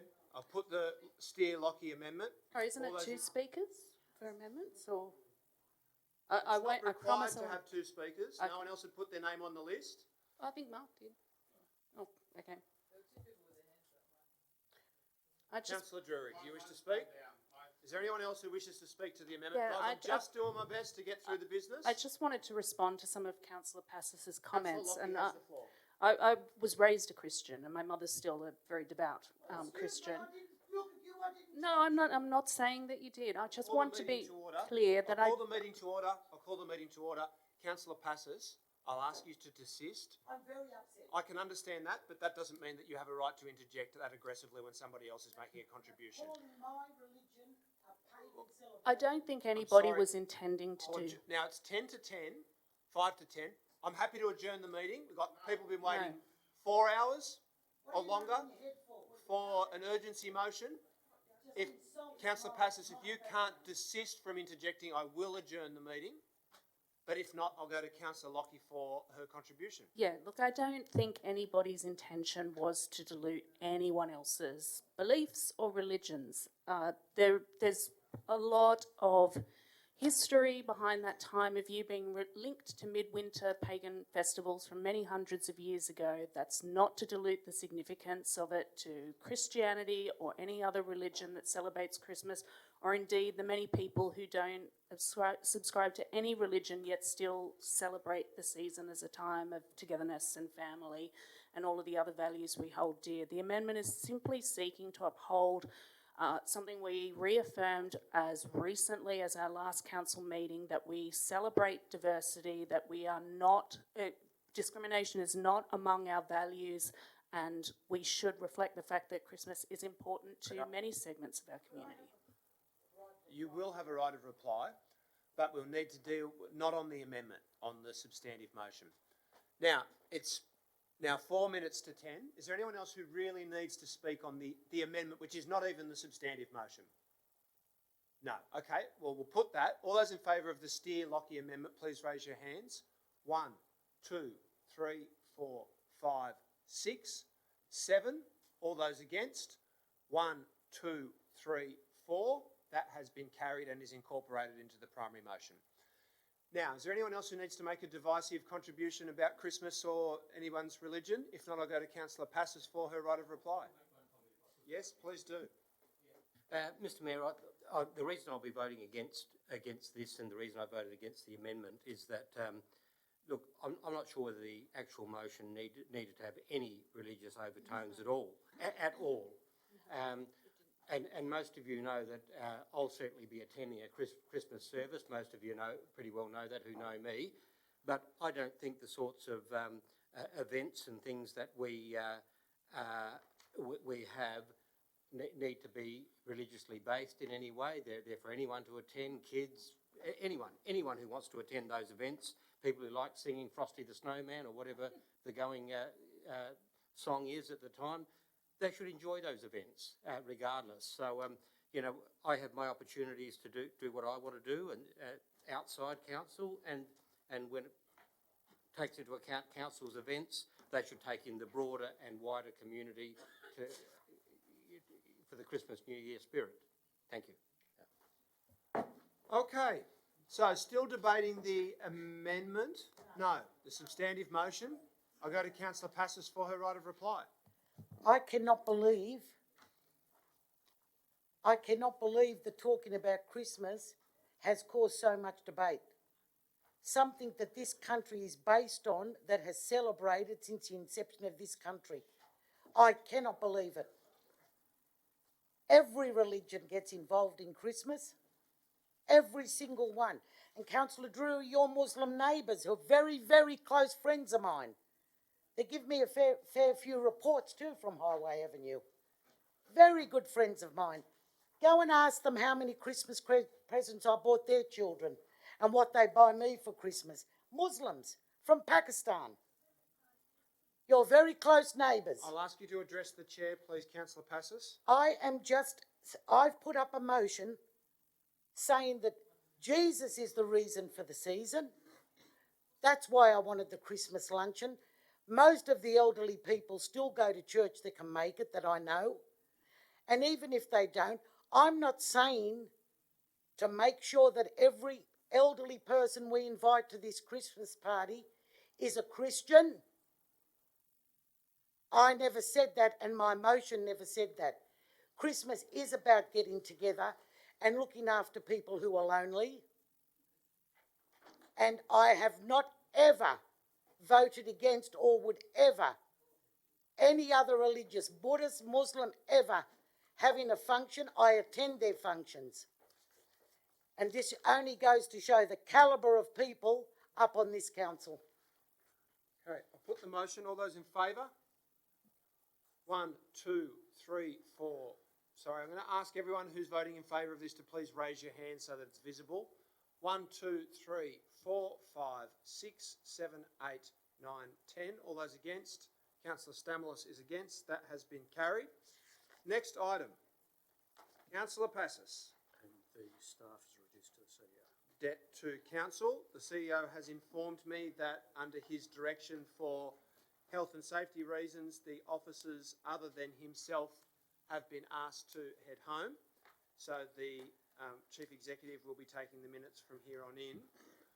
Councillor Passis. Well, first I have to challenge the CEO on that decision. What are the health and safety reasons? It doesn't matter. We've got to go home late, so what's the difference in the staff going Councillor home late? Passis, as you're aware, we have no legal authority to make decisions about staff working hours, and the CEO has indicated previously that this was the course of action that he would be taking, and so I'm going to ask you to address your motion. Okay then, well my motion's straightforward. I'd like council to receive a report on an outstanding debt to council, i.e. rate, fees, etc., and what action taken to recover funds. Because I'm aware of a fair few people that hire premises from Ashfield that are behind in their payments, and that is ratepayers' money that we should be collecting so we can use for things that we need in the municipality. And I'm just asking, could we have a report on that? Thank you. Okay, seems fairly uncontroversial. Does anyone wish to... Is there a seconder for the motion? Seconded by Councillor Macri. Is there anyone who wishes to speak against it? If not, I'll put that. All those in favour? Against? Declare that carried. That brings us to the two urgency motions that have been flagged. Firstly, to you, Councillor Drury, if you could please... You've tabled the motion, but if you could please address the council as to why it should be considered urgent. Firstly, Mayor, I would like you to consider it urgent because I am reliably informed by residents and our own staff that the Department of Education has been placing survey pegs in the ground where we believe a fence will be constructed.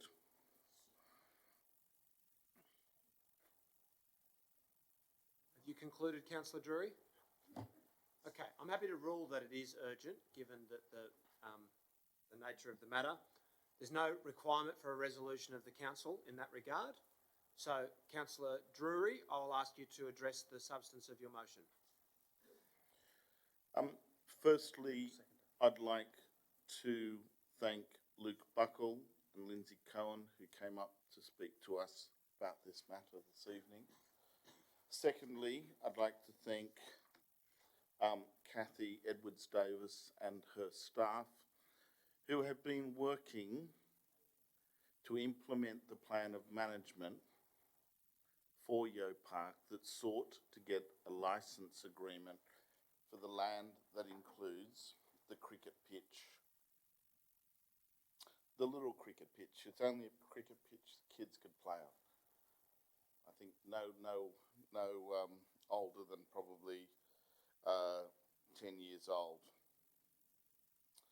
I'm advised by staff that the discussions with the Department of Education have broken down, and what seems to have happened is the Department of Education have then taken some unilateral action, which looks like they're moving towards constructing an offence. Now, we understand that this is, in fact, Department of Education land. I think everyone understands that. It was clear in the plan of management. But it's also land that the council mows and looks after and has done so from time immemorial. It's also a much loved and well-used part of that park. And it's probably an important bit of green space. This part of the land has been further activated by the wonderful Outfield Cafe, which was a great repurposing of the no longer needed baby health centre, and has been a great success and is returning a healthy rental income to the council. I'd like to thank the Sorry, I'm getting somewhat distracted by the murmuring. Sorry about that, councillor. Please proceed. Thank you.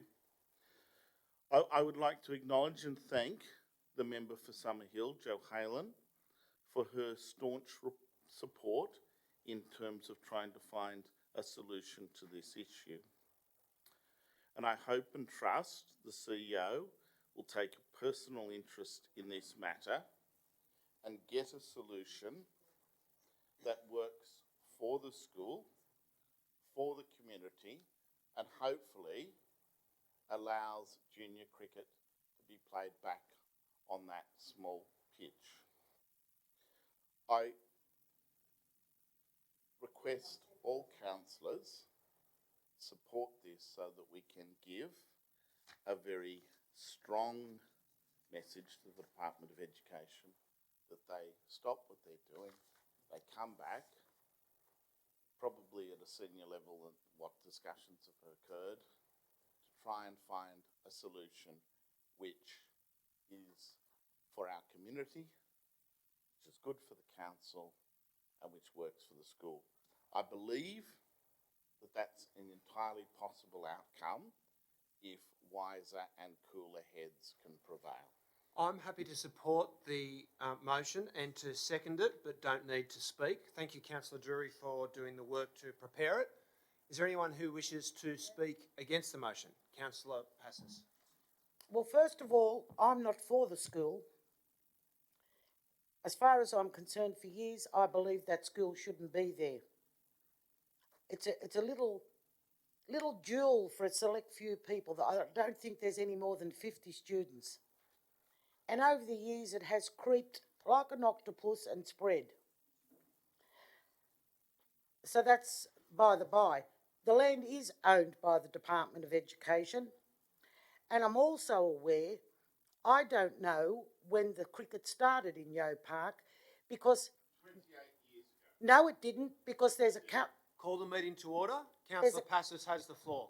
There is a council resolution from 2010, no ball games in Yeo Park. I think you were on council then, Mr. Drury, Councillor Drury. I'll ask you to address the chair, please, Councillor Passes. No ball... I will adjourn the meeting if necessary. Councillor Drury, I'll ask you to refrain from interjecting. Councillor Passes, I'll ask you to address the chair. I'd like to get out of here before 10:30 at night. No All ball... of the staff have now left other than the Chief Executive, which should be an indication that it's time for us to conclude the meeting as quickly as No ball games in Yeo Park. The children can play at Summerhill or they can go and play at Pratton Park. We cannot... This is so the opposite to Globe Wilkins, the big support for Globe Wilkins. To leave that school there when it was Department of Education, they wanted new buildings. The school is there. You would have to say the government is being responsible. Every school needs to be fenced for the safety of the children. I want to know how the cricket's being played down there when the rules and council's resolution and policy was no ball games in the park. Through you, Mr. Mayor, to the General Manager, I would like an answer on that. If not at this very moment, in a day or two. How come the cricket is down there when there is a standing resolution that has never been rescinded? Okay, Councillor Passes' remarks have concluded. I'll pose that question to the Chief Executive. I'll take the question on notice. Okay, thank you for that. Councillor Macri? Chair, I think I can assist in that question. The actual cricket pitch is in the actual school yard. It's only for young children. The actual cricket pitch is the part that they're talking about fencing. It's not. The substantive part of Yeo Park is actually on the right-hand side of the school. If you're looking at it directly in front of you, that's Yeo Park. That's actually not Yeo Park. That's the actual school grounds, and the cricket pitch is in the school grounds, and that's why It's not fenced. It's not fenced, but it's not part of the park. It's actually part of the school, and that's where the issue is. If they fence it, you're going to deny access to the community, and that's where the problem is. We know that. I fully support the motion, not to fence it. And it's important that I don't understand why, after so many years, this has become an issue, because it's been working so well. We've got a cafe operating there that's just got rave reviews in the Herald today. Which I was responsible for. Yes, well, whoever supported it, we're responsible for. That's correct. But, and they'll seriously impact the viability and the attractiveness of that as a location for people to go get a blanket, throw it out on the grass. No, it won't be. Yes, it will, because it's going to fence right up to the cafe. No, it won't. Yes, it will, because the fence will actually go right up to the boundary of the cafe, and they'll deny patrons that do visit there and sit out there with their families on the blanket the ability to do that, and that's a terrible outcome They for can the sit on park, the side. terrible outcome for the people. So that's why I'll be supporting the resolution. Thank you. Is there anyone else who wishes to speak against the resolution? Or to amend it? If not, I'll go to Councillor Drury for his right of reply. He doesn't want to make one. I'll put that motion unamended. All those in favour, please raise your hand. All those against? Councillor Passes is against. All others are in support. That has been carried. Councillor Passes, your urgency motion. Yes, Mr Mayor, I have the lady here, I think, which all the councillors know. She's been up here a few times, crying and begging.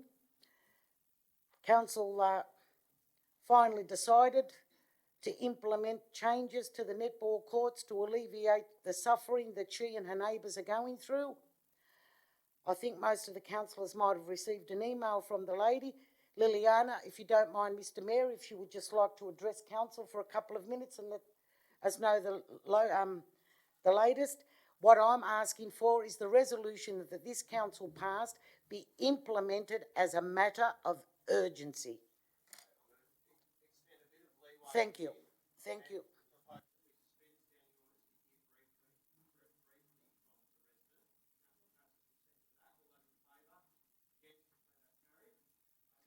Thank you. To be honest, I can't believe I'm back here again. So in August, finally, it was a unanimous decision from everybody to actually have that facility, which is supposedly multi-purpose netball and basketball, enclosed, because we have ongoing problems with kids getting in there late at night and playing games at all hours.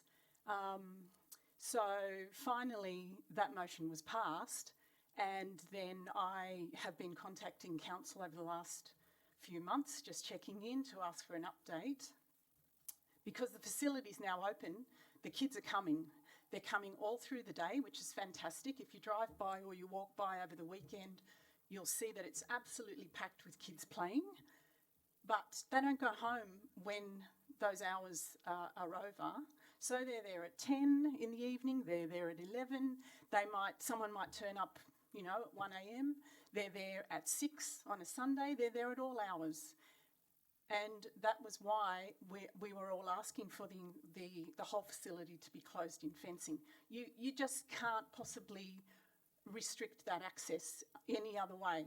So anyway, finally I got a response to my questions from council on Friday saying that the fencing would be addressed at the second stage of the development, which includes putting in public toilets, and that is earmarked for 2022. So that means that my neighbours and I are expected to endure this for another 2+ years. And I, frankly, am really stunned and I'm quite emotional, because if you don't live it, you can't possibly imagine what it means to be having disrupted sleep so frequently. And it's unfair, because I thought, here's a win-win situation. The kids have got their access, they've got this wonderful facility, and the residents are going to have peace and quiet in the evening, and that's not happening. And I think it's just entirely unreasonable to expect us to wait that long. And what I'm asking is, it was a unanimous motion. I'm asking that it is now, it needs to go into effect immediately, as soon as possible. That's what I'm asking. Thank you.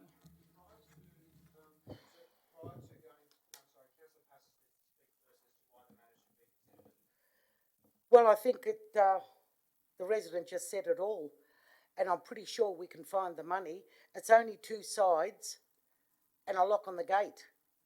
It has to be done. If we're giving these, especially the Christmas holidays are coming now, these people are going to go through absolute hell with these kids coming down playing. As she said, they don't mind them playing in the day, normal hours. But there's got to be some restrictions. They cannot be forced to put up with this. Well, it's urgent because you just heard the resident. And we promised this, and I can't, the night of the resolution, I'm pretty sure when the councillors voted for this, we did not expect to be 2022. That's why we passed it, and that's why I think all the councillors supported it when they heard what the residents going through. So this is a matter of urgency, and it should be done as soon as possible.